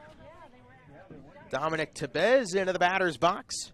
Righty to righty, first pitch Tebez, breaking ball with some wicked break on it, called strike 1 at 84. There you go with that word wicked. This guy's almost a local Hey, up here welcome now to on New the Kid. England. How All you doing? right. No balls, 1 strike, 2 outs. Righty to righty, the 1-1 to Tebez. There's that breaking ball again, just a little bit low, count 1-1. It's got to help for a guy like Dominic Temez to have that experience from last year under his belt here with Chatham. Come back now to Veterans Field again. We mentioned defensively being used to the park and how it plays, and now at the plate, see if he can put it together this year. 1-1 pitch, a high pop, shallow right field. Nishida coming over, calling everybody off, and he drops the ball. It lands in foul territory, but I believe that's going to be ruled an E4 and a runner on first. They're going to call it fair, and you'll see a couple of the players asking the umpires if they're sure that it was a fair ball. They're going to say it looked fair off the, at least from my. I think the ball would have landed foul territory, but I think Nishida was in fair territory. Yeah. And that's not Nishida's ball. That is not Nishida's ball. You've got a pretty good angle there. The ball's hanging up. It looked like Hyannis could get there pretty conveniently. Riku calls him off and couldn't make the grab. Well, Riku was in fair territory. The ball would have landed foul territory, but where you make contact with the ball, that's where it lies. So now instead of the end of the inning, first pitch ripped just foul by Cooper Engel. That was very close. Bautista got away with one right there, and it's so tough as a pitcher when you have 2 outs and you see an error, which would have been an easy third out to come right back at the next batter. Bautista escapes on the first pitch. See if he can try to get out of this jam. Well, especially when the next batter is the top of the order as well. Yeah, no kidding. The 0-1 pitch, breaking ball called a strike. Back door right on the corner. I mean, that's unhittable, too, because that's not in the zone until it's basically crossing the plate. Even out of the hand, that's way outside, but great movement on that just to nab the corner. No balls, 2 strikes, 2 outs. Bautista deals righty to lefty, and it's a high fly ball. Deep center field. McConnell back. Couple steps in front of the warning track. Makes the catch. So the error by Nishida. No harm, no foul. Bottom of the 7th over. We head to the top of the 8th. Each team has 6 outs to work with. Of course, no extra innings in this Cape League regular season. 1-1 our score here on Cape Cod, here on Chatham. Hyannis Harbor Hawk Baseball Network.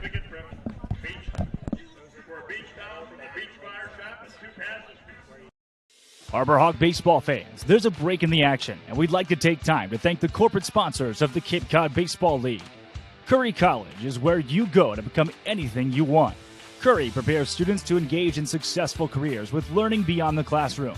Explore undergraduate programs, NCAA Division III athletics, and continuing education and graduate studies, including 5th-year master's programs at curry.edu.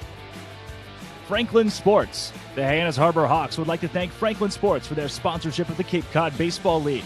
Franklin is yet again proud to be the official batting glove of the Cape Cod Baseball League. Throughout the summer, all 10 Cape League teams are wearing their own custom team batting gloves, courtesy of Franklin Sports. Cape Cod to the major leagues, only the best hitters in baseball wear Franklin gloves. We now send you back to the action of the Hyannis Harbor Hawk baseball team. As we head to the top of the 8th, in between innings, we discussed with the crew, it seems to be an especially low-scoring league this year, Pitchers League and then some. Yep. And, of course, Drake got to call Rocco Pepe's home run opening night. Yep. We don't know how many home runs we're going to get to call, so maybe calling a home run this year would be just like winning the lottery. Wow. Austin, why don't you tell us a little bit more about the Massachusetts Lottery? Well, we will have all the prizes. Let me tell you about the Massachusetts Lottery. It is a proud sponsor of the Cape Cod Baseball League. The Mass State Lottery is celebrating the games we love playing, from the baseball diamond to the many lottery games that help support all 351 cities and towns across the Commonwealth. So here's to 50 years of winning and 50 more. I'm glad you found that paper. You had to shuffle through them there for a second to find that reader. Surprised you haven't memorized that after 44 games last season. No, I memorized the Milton Cat one, but I was very disappointed to see no Milton Cat back on the board this year. Nolan Shanuel takes a big, hearty hack and a miss. Count 0-1. Karsten's still in. First pitch to Shanuel, a strike. Second one, not so much. Outside 1-1. Just missing 81 mile per hour breaking ball there. 1-1 to Shanuel. Inside, not by much. Count 2-1 on Nolan. Nolan 1 for 3 with a single after Nishida's leadoff single. That wound up not resulting in anything, but still a 1-1 game. 2 balls, 1 strike in the pitch, breaking ball. That break was fantastic on that pitch, called a strike. About Name played high, count 2-2. 2 balls, 2 strikes, nobody out. The pitch to Shanuel. Might have been another broken bat. A weak grounder to Caulfield. Fires to first in time. 1 down. I heard lumber crack. I believe that's the 4th broken bat this season.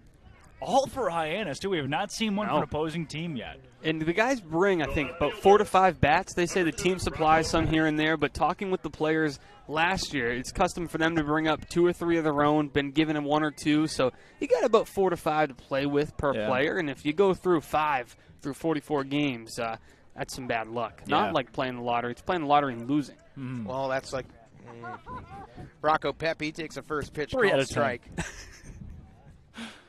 0-1 to Pepe, and he hits it to Karsten. Nice snag, and he will underhand toss it over to first in time. Score at 1-3. You know, the starter Ben Hampton for Chatham went 4 innings, 1 earned run, 3 hits. So far for Karsten, he's gone 3 2/3.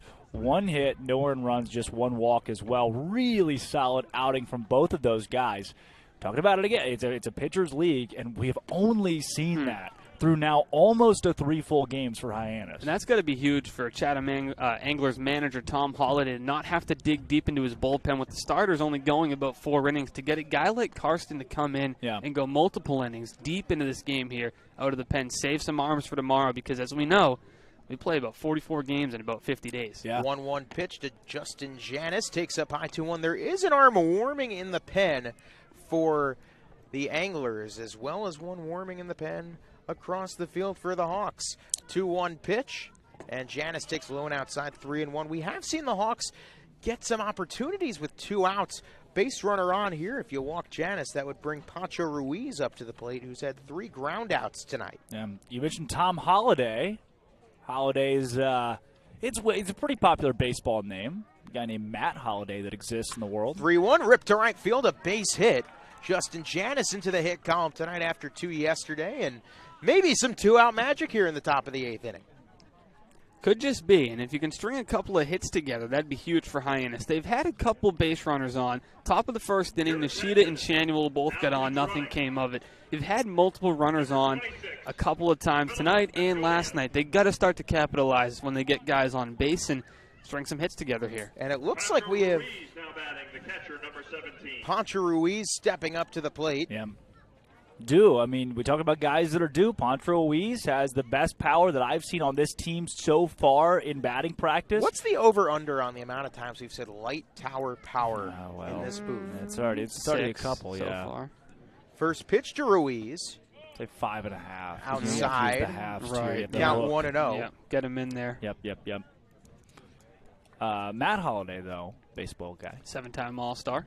Josh Holliday, head coach at Oklahoma State. Throw back to first, and a closer play than expected is dodging back with Justin Hyannis. So what have I told you? Josh Holliday, head coach. Excuse me, that is a pinch runner, Philip Matulia, off the bench. Sure is. 1-0 pitch and a high pop foul.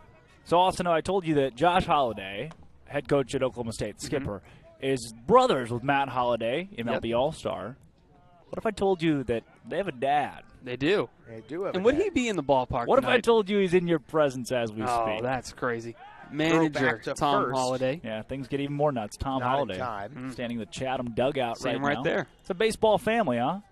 Gotta love those baseball families. It's the reason Marcus Brown probably stands here for the Chatham Anglers at shortstop. Pitch up high now.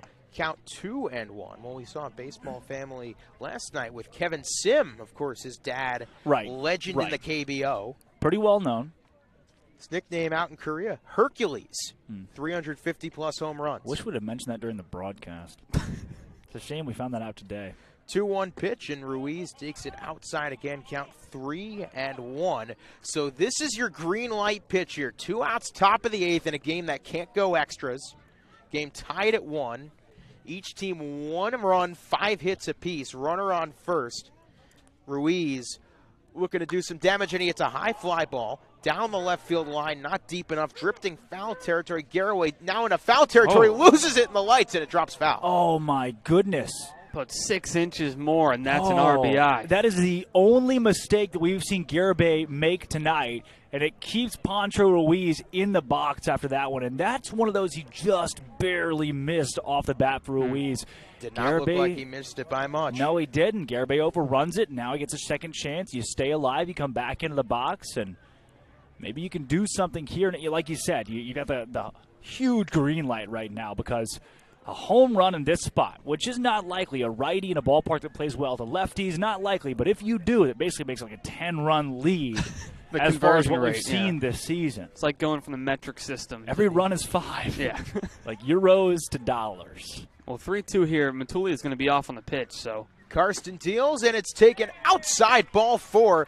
And what an at-bat from Pancho Ruiz, taking advantage of the missed fly ball and left by Garibay. Yeah. So now Cole McConnell with his fellow Louisiana Tech product, Philip Matulia, on second, has a chance to deliver the go-ahead run. William Karsten, they might just take him out of this ball game here. They're at least going to talk to him. They will. He signals to the bullpen down the left field line, and it's going to be running in. A left-hander coming in to replace Karsten. Pitching change at Veterans Field. Yeah. Now, I have been fed word by Harrison Myers, the director of broadcasting for the Hyannis Harbor Hawks, that Dave Holliday is an old manager for the Hyannis Harbor Hawks many, many, many decades ago. Back when they were the Hyannis Mets. Anybody want to guess what Dave's relation is? Let me draw the family tree. Great on uncle. Tom Holliday? Let's go great Tom uncle. Holliday. Tom Holliday's dad. I was thinking. We have one dad. We have one great uncle. Tell you what, guys, we don't know. Oh, okay. Yeah, we're still looking at that.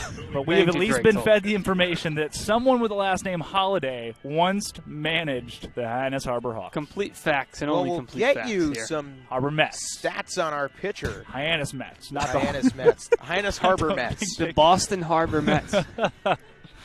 All right. Pitching change, right, Zach? We do have a pitching change, and it's Miguel Fulgencio. So they're going lefty-lefty They're going here. lefty-lefty. From Cowley County Community College in Claremore, Oklahoma, 6'1", 205 lefty. It'll be interesting to see, not to get too far ahead, what Coach Beatty does and defensively in the next half inning, where you just pinch ran for your first baseman, Justin Janis. You can move Shanuel there, but you lose the DH spot. So it'll be interesting to see how he plays McConnell things. is swinging his bat with, of course, the righty Tito Flores behind him. So it looks like they're going to keep McConnell here and not pinch hit to play matchups. Yeah, this is also something we still have not seen from the Harbor Hawks, changing pitchers in the middle of an inning, but looks like they'll have to. And here's a fun fact about Miguel Fulgencio. Some of our Big 12 football fans may remember the name because he was a running back for Oklahoma State.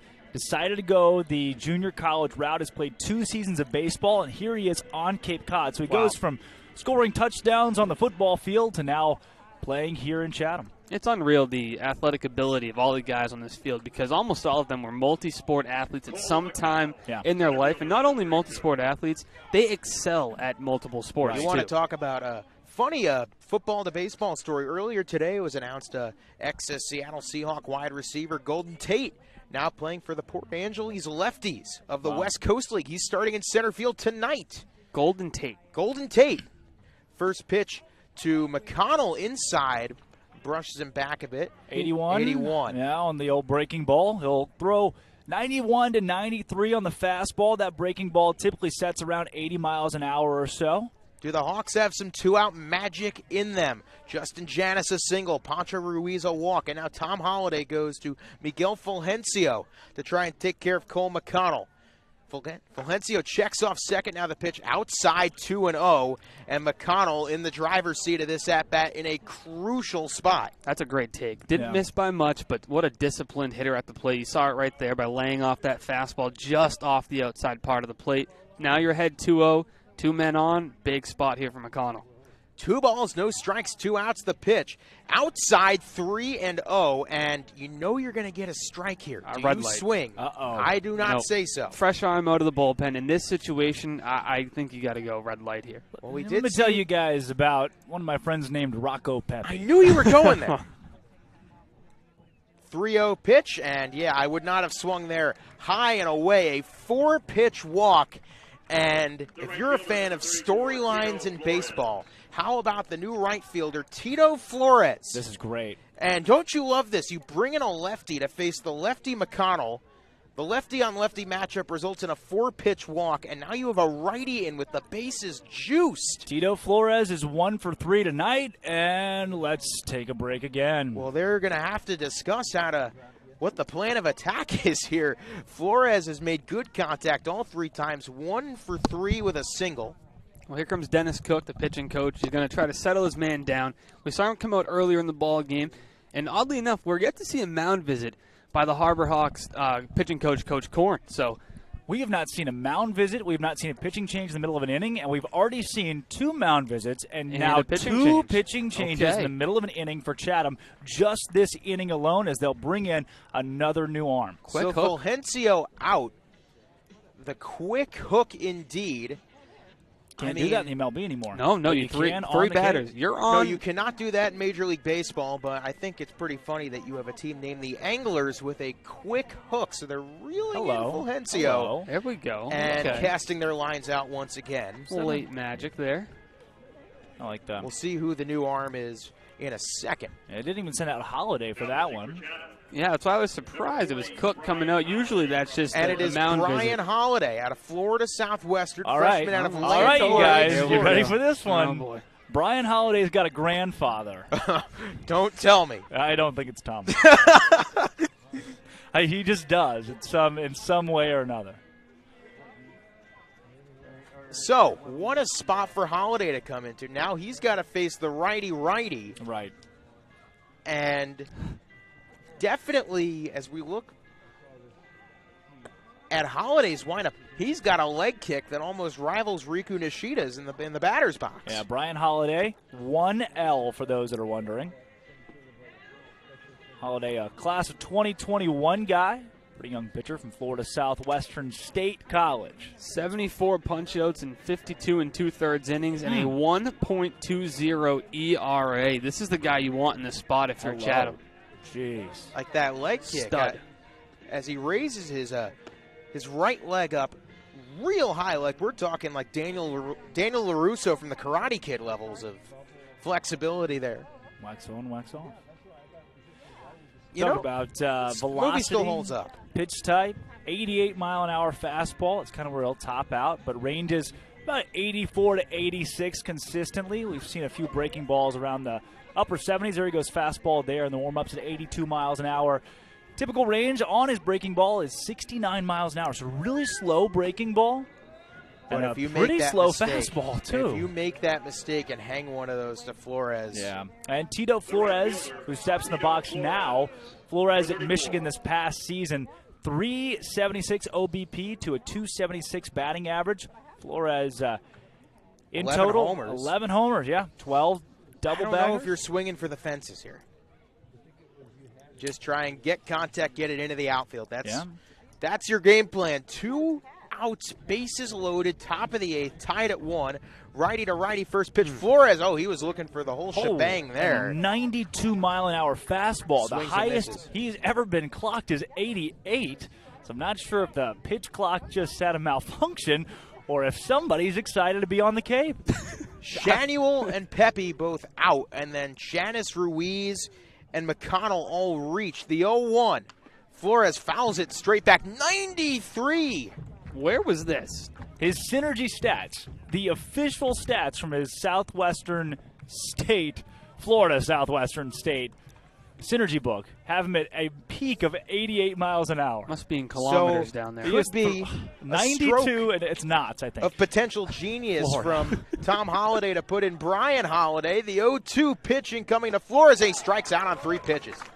What a job by Holiday. 91. And you get why Holiday went to Holiday. Holy cow. So the 2-out rally for the Harbor Hawks comes up empty. No runs, 1 hit, all 3 left aboard. We head to the bottom of the 8th. It's a 1-1 game here on Harbor Hawk Baseball Network. Harbor Hawk baseball fans, there's a break in the action, and we'd like to take time to thank the corporate sponsors of the Cape Cod Baseball League. The Yawkey Foundation, Gibson Sotheby's, Curry College, the 99 Restaurants, Coca-Cola Bottling of Cape Cod, Badger Sport, Zephyr Hats, Cape Cod 5 Cent Savings Bank, Milton Cat, Mosquito Mary's, and the Massachusetts State Lottery. Sponsors also include Franklin Sports, Cape Destinations, Sullivan Tire, Highline Cruises, Barnstable Bat, Sunderland Printing, Axis Bats, Cape Space, Christmas Tree Shops, T-Mobile, Boston Better Business Bureau, Fairway Financial, Rogers Gray, and of course, thanks to Major League Baseball for over 50 years of support of the Cape Cod Baseball League. We now take you back to the action of Hyannis Harbor Hawk Baseball.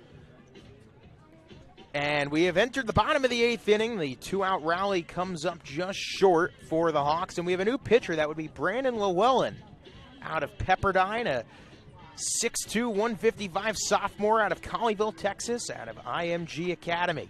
Yeah, you also move over Philip Matulia to first base here as well. So Matulia is a guy that at Louisiana Tech in 2022 had his fair share of appearances at first base.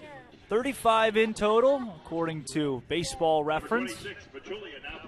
So with Matulia now at first base, tough task here for a new pitcher. 2, 3, and 4 in bottom of the 8th inning. So the Anglers have 6 outs to make something work to avoid the dreaded tie. And you see what Brandon Llewellyn is able to do here, and Harbor Hawks only have 3 outs to work with after stranding them loaded. The bullpen last night for Hyannis, 5 shutout innings. Tonight, been just as good, 4 shutout innings so far. We'll see what they can do here. Llewellyn, a guy from Pepperdine that freshman year was 5-1 with a 4, making a 3.38 ERA. And then at Pepperdine his past season, sophomore year, 4.14 ERA, 3-7 record, 71 2/3 innings pitched, 78 hits, 33 earned runs, 44 strikeouts in those 71 innings pitched. So more of a contact pitcher. Well, he's got the right defense behind him. Yep, spent last summer in Walla Walla, Washington. Walla Walla where? Walla. Yeah, West Yes. Coast League. Hello. His favorite pro pitcher, according to his bio at Pepperdine, Andrew Miller. Wow. Cape League legend. Out here, actually, Red Sox here. legend. Favorite pro pitcher, Andrew Miller. That's a new. I don't think I've heard that one as somebody's No, favorite pro you pitcher. don't see that every day. He's bounced around a few teams, so I mean, Yeah. it was kind of hard for him to establish. Andrew Miller actually pitched in the legendary Fog game out here in Chatham. Oh wow. Yeah, that's like pulling Nearly out the Dutch perfect, oven. recorded all 12 of his outs via Derek strikeout. Holland. Favorite all-time, but Derek Holland. First pitch to Pick a Thomas name. Caulfield. Mike Timlin. 0-1. And that Commodore lineup that was in Chatham on that night included former Red Sox and Yankee Jacoby Ellsbury. Pitch swung on and missed. Wow. 86 miles an hour on the breaker. Zach, what do you know about that game? Jeez. I know there's no fog tonight, so No. luckily. Not a cloud in the sky. Absolutely beautiful night. I was promised fog. The 0-2 pitch, and it's up high at 93. Looked like maybe a little bit of a grip difficulty there for Llewellyn. I love that. I love that. The 0-2 count, come out high fastball, 93, pump it eye level. Show them what you got. 1-2 pitch, Llewellyn deals, and it's a weak foul chopper. Not an easy pitch to hit either. 7 mile an hour change up there. It has it Okay. listed at 7 miles an hour. All right, that makes a little bit more Okay. sense. That it seems the gun may be a bit off. I think a foul ball like that may mess it up. And it Right. brings the 1-2 ball pitch, off the swung bat. on and missed. 89 miles an hour. I think that reads more accurately. One down. We mentioned that Brandon Llewellyn at Pepperdine this past season in 71 innings only struck out 44. His first time on the bump on the Cape. K's a guy up in a couple of pitches and pretty solid stuff, even hitting 93 right there. Looked good. Good movement, too. Not just good location, but also having a little bit of movement. You saw going out of the zone to chase that one a bit. Noah Ledford has reached all 3 times tonight, swinging and missing there in the breaking ball. Walk, single, walk for Ledford. Llewellyn looked like a slider right there at 86 miles an hour. Very Really interesting delivery from Llewellyn. Almost a borderline sidearm arc as that's fouled up and away down the left field Falling sign, off- count 0-2. Falling off the left side of the mound. He's kind of pulling it towards him. I think that helps him also get extra movement on that slider that we saw as he kind of falls off with the glove to the left side. No balls, 2 strikes, 1 out, bottom of the 8th, and a 1-1 tie between the Harbor Hawks and Anglers, and the pitch low and away. I like that pitch choice there, trying to get Ledford to bite. Ledford's been really good in the batter's box tonight. So do you go back to that slider that has just fooled these Anglers silly thus far, the 1-2 pitch, and it's up high, just missing at 93, count Now, 2-2. Again, Llewellyn has been topped out at 90 miles an hour per synergy, so it seems that the pitch clock may be off 2 or 3 miles an hour right here. That or these guys, again, are just really excited to be here. 2 balls, 2 strikes, 1 out. Here's a delivery, and it's up high, 3-2. So Llewellyn He's listed as a Texas Rangers fan. His favorite book, The Giver, a classic. Favorite movie, Step Brothers. Favorite pitcher, Alexia Gondo. Favorite food, shrimp Alfredo. Boy, that sounds delicious. The 3-2 pitch, breaking ball, called strike 3. Oh, what a break on that one from Llewellyn. Now, I've been thinking about this one pretty hard. I've done some calculating over here. I got a piece of paper, I'm writing it down. If this trend continues, Brandon Llewellyn will strike out every single batter he sees on the Cape. Oh, boy. Well, he didn't do much of that at college, as we kind of didn't. mentioned. I mean, what was it, 40 strikeouts in 70 innings or so? It's the strikeout rate very low, but all we've seen so far is strikeout stuff. He saved his best stuff to throw against future major leaguers. Hats off to Brandon Llewellyn for Foul that. by Caden Grice. I mean, over his 2 years at IMG, he had a 3-1 record, collected 12 saves, struck out 57, walked just 10. Wow. And a really good high school, too. I mean, IMG it's tough to even call it a high school. Tough to call it a high school. It's basically, you're going JUCO, but as a high school age guy. It's a pipeline to success. 0-1 pitch, check swing. I believe he went, and they say, yes, he did. The slider. The that slider. may be the best slider we've seen from a Harbor Hawk so far in the young season. IMG, of course, a real high school. In football, they played a team that was actually a fake high school in Bishop Sycamore. Bishop Sycamore. That's number 4 on the bingo card. The 0-2 pitch, 2 outs, and it's just a bit outside. I have my qualms with that call. Fonseca doesn't give it the go, and the count goes 1-2. Not a big fan of statistics. Stats don't lie. 2 for 2. 2 strikeouts right here. 1 ball, 2 strikes, 2 outs here in the bottom of the 8th. Nobody on for Caden Grice, and Llewellyn deals swing and a miss. And how about that? Brandon Llewellyn strikes out the side. 3 outs to go for the Hawks, 3 aside for the Anglers. Let's go to the top of the 9th in a 1-1 ball game. But first, down to Bria. Thanks, Zach. Like you mentioned earlier, the dimensions here at Veterans Field are much shorter than the Harbor Hawks are used to. Fun trivia fact for you tonight, the 314-foot corner in right field is actually the shortest on the Cape, beating out Bourne's Doran Park by just 1 foot. We've yet to see a ball go out tonight, but seems like small ball is just the name of the game for the Harbor Hawks so far. Well, of course, that was what Mazdak and Nick said would be such a hallmark of this team, and you're seeing it play out right in front of our very eyes. I'll tell you guys something that's a pretty big secret here. 314 in right. It is actually, we're going to get a tape measure out right now. You tape measure it off. It's 310 feet. So that is officially 110 feet longer than Bria's blue cord correct. goes out. That is correct. For her field mic. Wouldn't you know McKeon Park. They do not, the kind folks at Chatham do not want you to know that it's only 310 feet. Is that accurate? I was told that earlier today by someone who I will not throw under the bus. Okay. But if Chatham is to win the league this season, God forbid. The Chatham fog actually rolled in before the game. And well, last year the Harbor Hawks did not have a single tie, but 1-1 here. Also, how about Jacob Campbell? Jacob Campbell pinch hitting. Campbell with an unbelievable night last night, and his opener going for behind Tyler the plate. Wolford. It'll be interesting to see where Wolford going to the dugout where Hyannis goes at third base. First pitch to Campbell is a fastball at the knees called strike. Count 0-1, and that was a 2-seam right there. You see the way that ball just caught late. Here comes the 0-1, breaking ball just inside. Count 1-1. Tough play off of. Good job there by Campbell. Whether the pitch gun is accurate or not, I think we can say that Holiday has been absolutely flawless. The 1-1 pitch ducks inside a little bit. A lot of break on Holiday's stuff, too, which is impressive. But you're facing a guy in Campbell who can start a rally. 500 hitter after going 2 for 4 last night. 1-2 pitch. Or excuse me, the 2-1 pitch swung on and missed. Campbell was one of the 2 roll-a-bump limited player of the games last night at McKeon Park, thanks to his successful night behind the dish. Native of Janesville, Wisconsin. 2-2 pitch on the way, outside 3-2. So his fun fact too is he's afraid of the ocean. Okay. Well, surely the ocean's not that close by here. The ocean's not afraid of him, I can tell you that.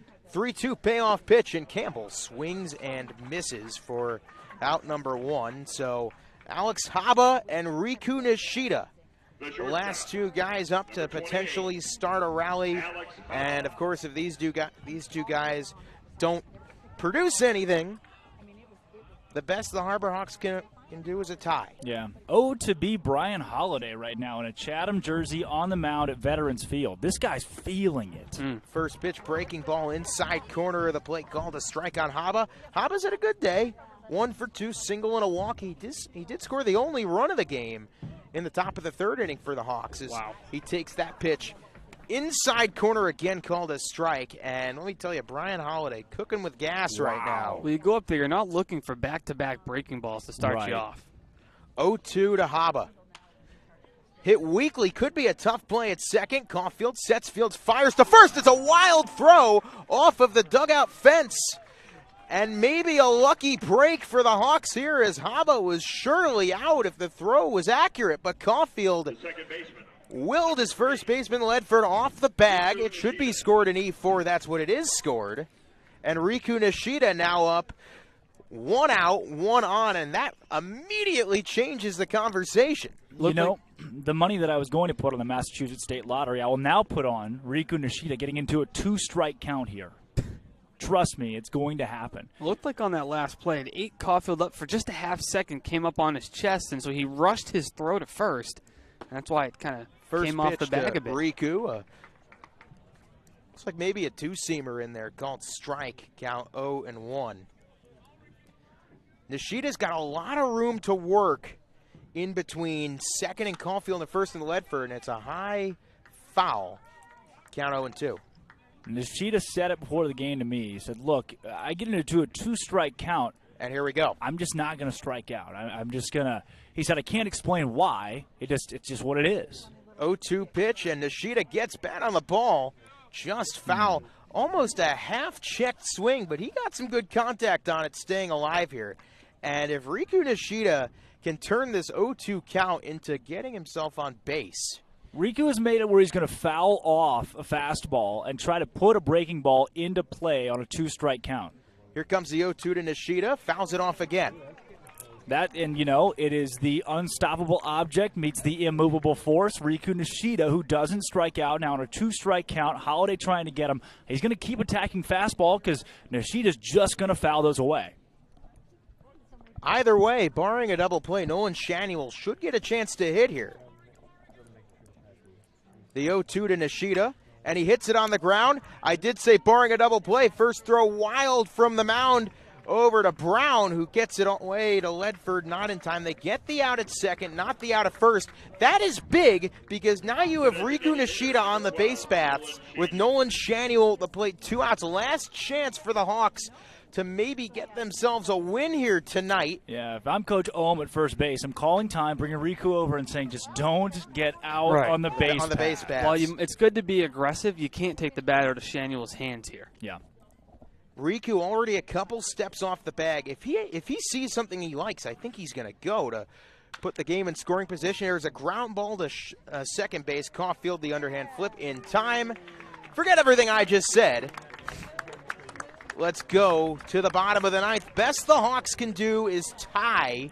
No runs, no hits, 1 left on. What a job by Brian Holiday out of the pen. Bottom of the ninth incoming. 5, 6, and 7 due up for the Anglers. You're listening to Harbor Hawk Baseball on a Harbor Hawk Baseball Network. Harbor Hawk fans, there's a break in the action, and we'd like to take time to thank the corporate sponsors of the Cape Cod Baseball League.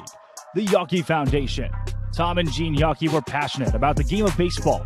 Over their 7 decades as the owners of the Boston Red Sox, the Yawkeys greatly invested in youth and amateur athletics in our community. They recognize the important skills baseball can bring to players, both on and off the field. Cooperation, respect, teamwork, friendships, and confidence. The Yawkey Foundation has been proud to support the Cape League for more than 25 years. The Better Business Bureau. The Better Business Bureau is partnering with the Cape Cod Baseball League this year to help you find a trusted business at bbb.org. Coca-Cola Bottling of New England. Cape Cod Coca-Cola thanks you for supporting the Cape Cod Baseball League and for refreshing yourself with ice-cold Coca-Cola products. Please remember to recycle your empty bottles, cans, and other recyclable materials. It takes just 6 recycled plastic bottles to make a new baseball cap. Now, we take you back to the action of Hyannis Harbor Hawk Baseball.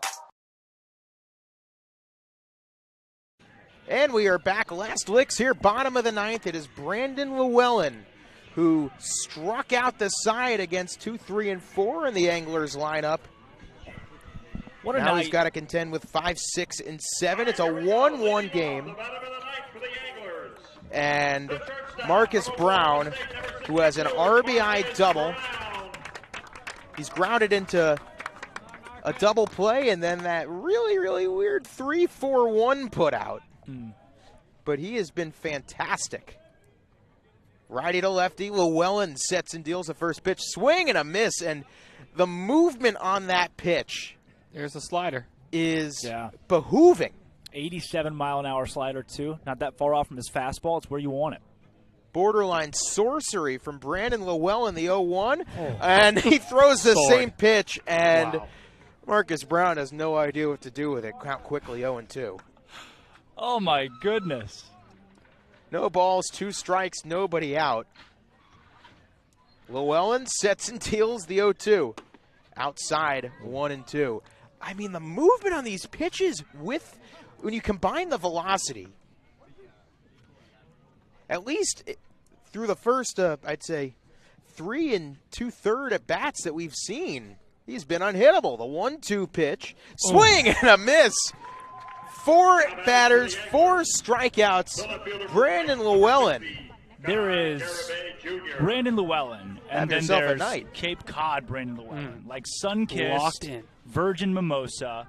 Guy gets out on the bump, goes 4 up, 4 strikeouts. Impeccable.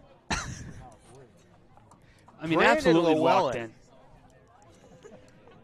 2 strikeouts away from possibly one of the best pitching performances we've seen in recent memory, but it is Guy Garibay takes a first pitch inside, 1-0. That's what you think of when you think Cape Cod. Yeah, that's impressive. A 1-0 to Garibay, up high 2-0. You don't want to put anybody on via the walk. Yeah. And, of course, Llewellyn does such a good job throwing strikes at Pepperdine. 92 on the fastball, too, amped up here in ninth. Here comes the 2-0. Low and away, 3-0. So maybe now the adrenaline's starting to kick in for Llewellyn. 43, little Ephus pitch right there. Yeah. I think the clock's off. Something happened there. I think Riku Nishida just ran a couple of feet to his right, and that's what it Here picked comes up. the 3-0. And there's a breaking ball, drifts over the plate for a called strike. Who 3-1. throws a breaking ball at a 3-0 and for a strike on the outside half of the plate? Brandon Llewellyn does. He's just Why, thank you feeling very it. much. He's testing himself. The 3-1. There you And go. the breaking ball again, called strike 2. It's like a heat check in basketball right now. That slider is just in the zone every time. Brandon said, "What are my limitations? I'll test them."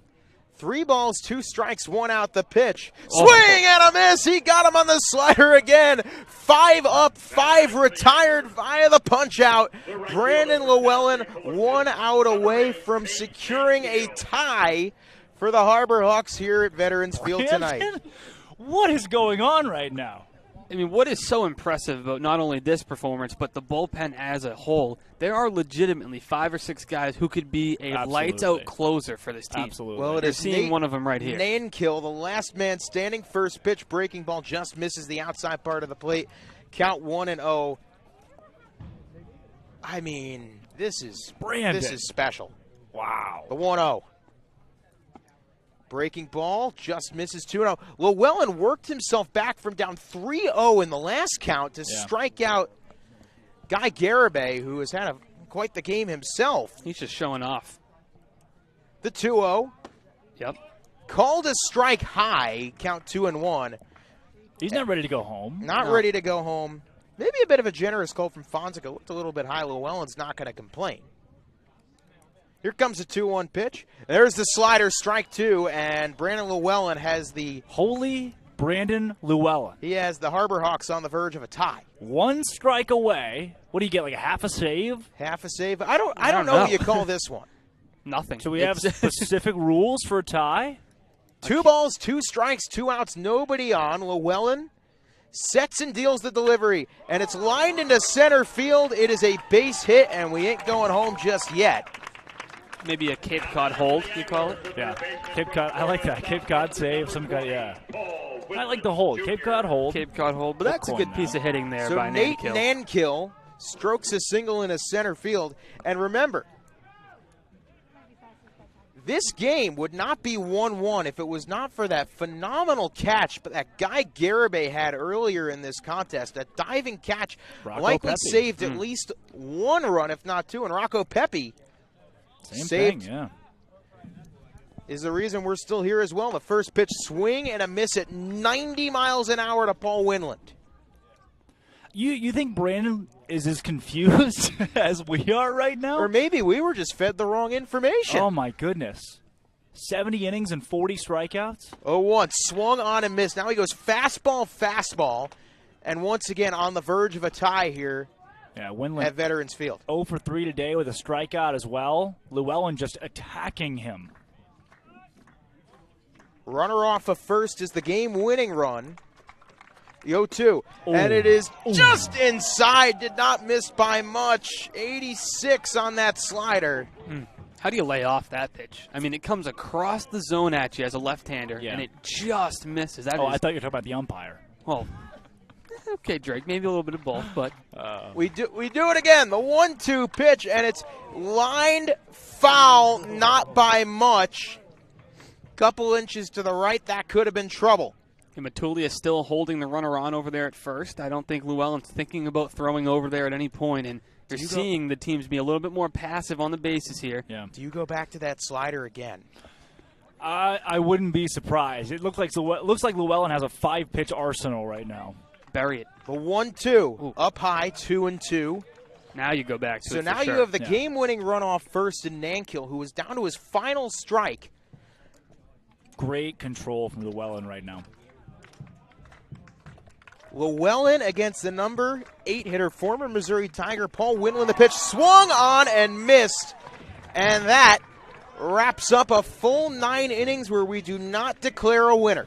Brandon Llewellyn is far and away, obviously the roll-a-bump player of the game. Roll-a-bump limited player of the game.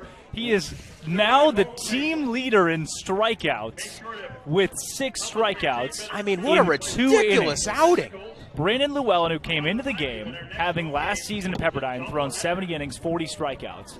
We said it before we threw his first pitch. He's not a strikeout guy, and I think he hurt us. He came in and he dominated in every aspect. He only allowed the 1 hit, obviously, and I wouldn't even call that pitch a mistake. That was just a great piece of hitting. He bounces back, locks it down, and Llewellyn was on another level tonight here at Veterans Field. Well, to take a look at the final box score, of course, it's a 1-1 tie, and in my many years of calling baseball, this is the first tie I've ever called. Congratulations, Zach. This is big. Congratulations to myself, yours truly. For the Hawks, 1 run, 5 hits, 1 error. For the Anglers, 1 run, 6 hits, 1 error. First tie for Hyannis since 2019. And just, of course, some thank yous for our wonderful producers, Ella Gibson, Abby Stokes, for our wonderful reporter, Bria Losick, and for our director of broadcast ops, Harrison Myers. For myself, Zach Berman, Drake Tull, Austin Takuda. Let's call it a night. Off tomorrow, back at home on Thursday. Little homestand coming up. 3-game Thursday, Friday, homestand. Saturday. Yeah. Thursday, Friday, Saturday coming at you.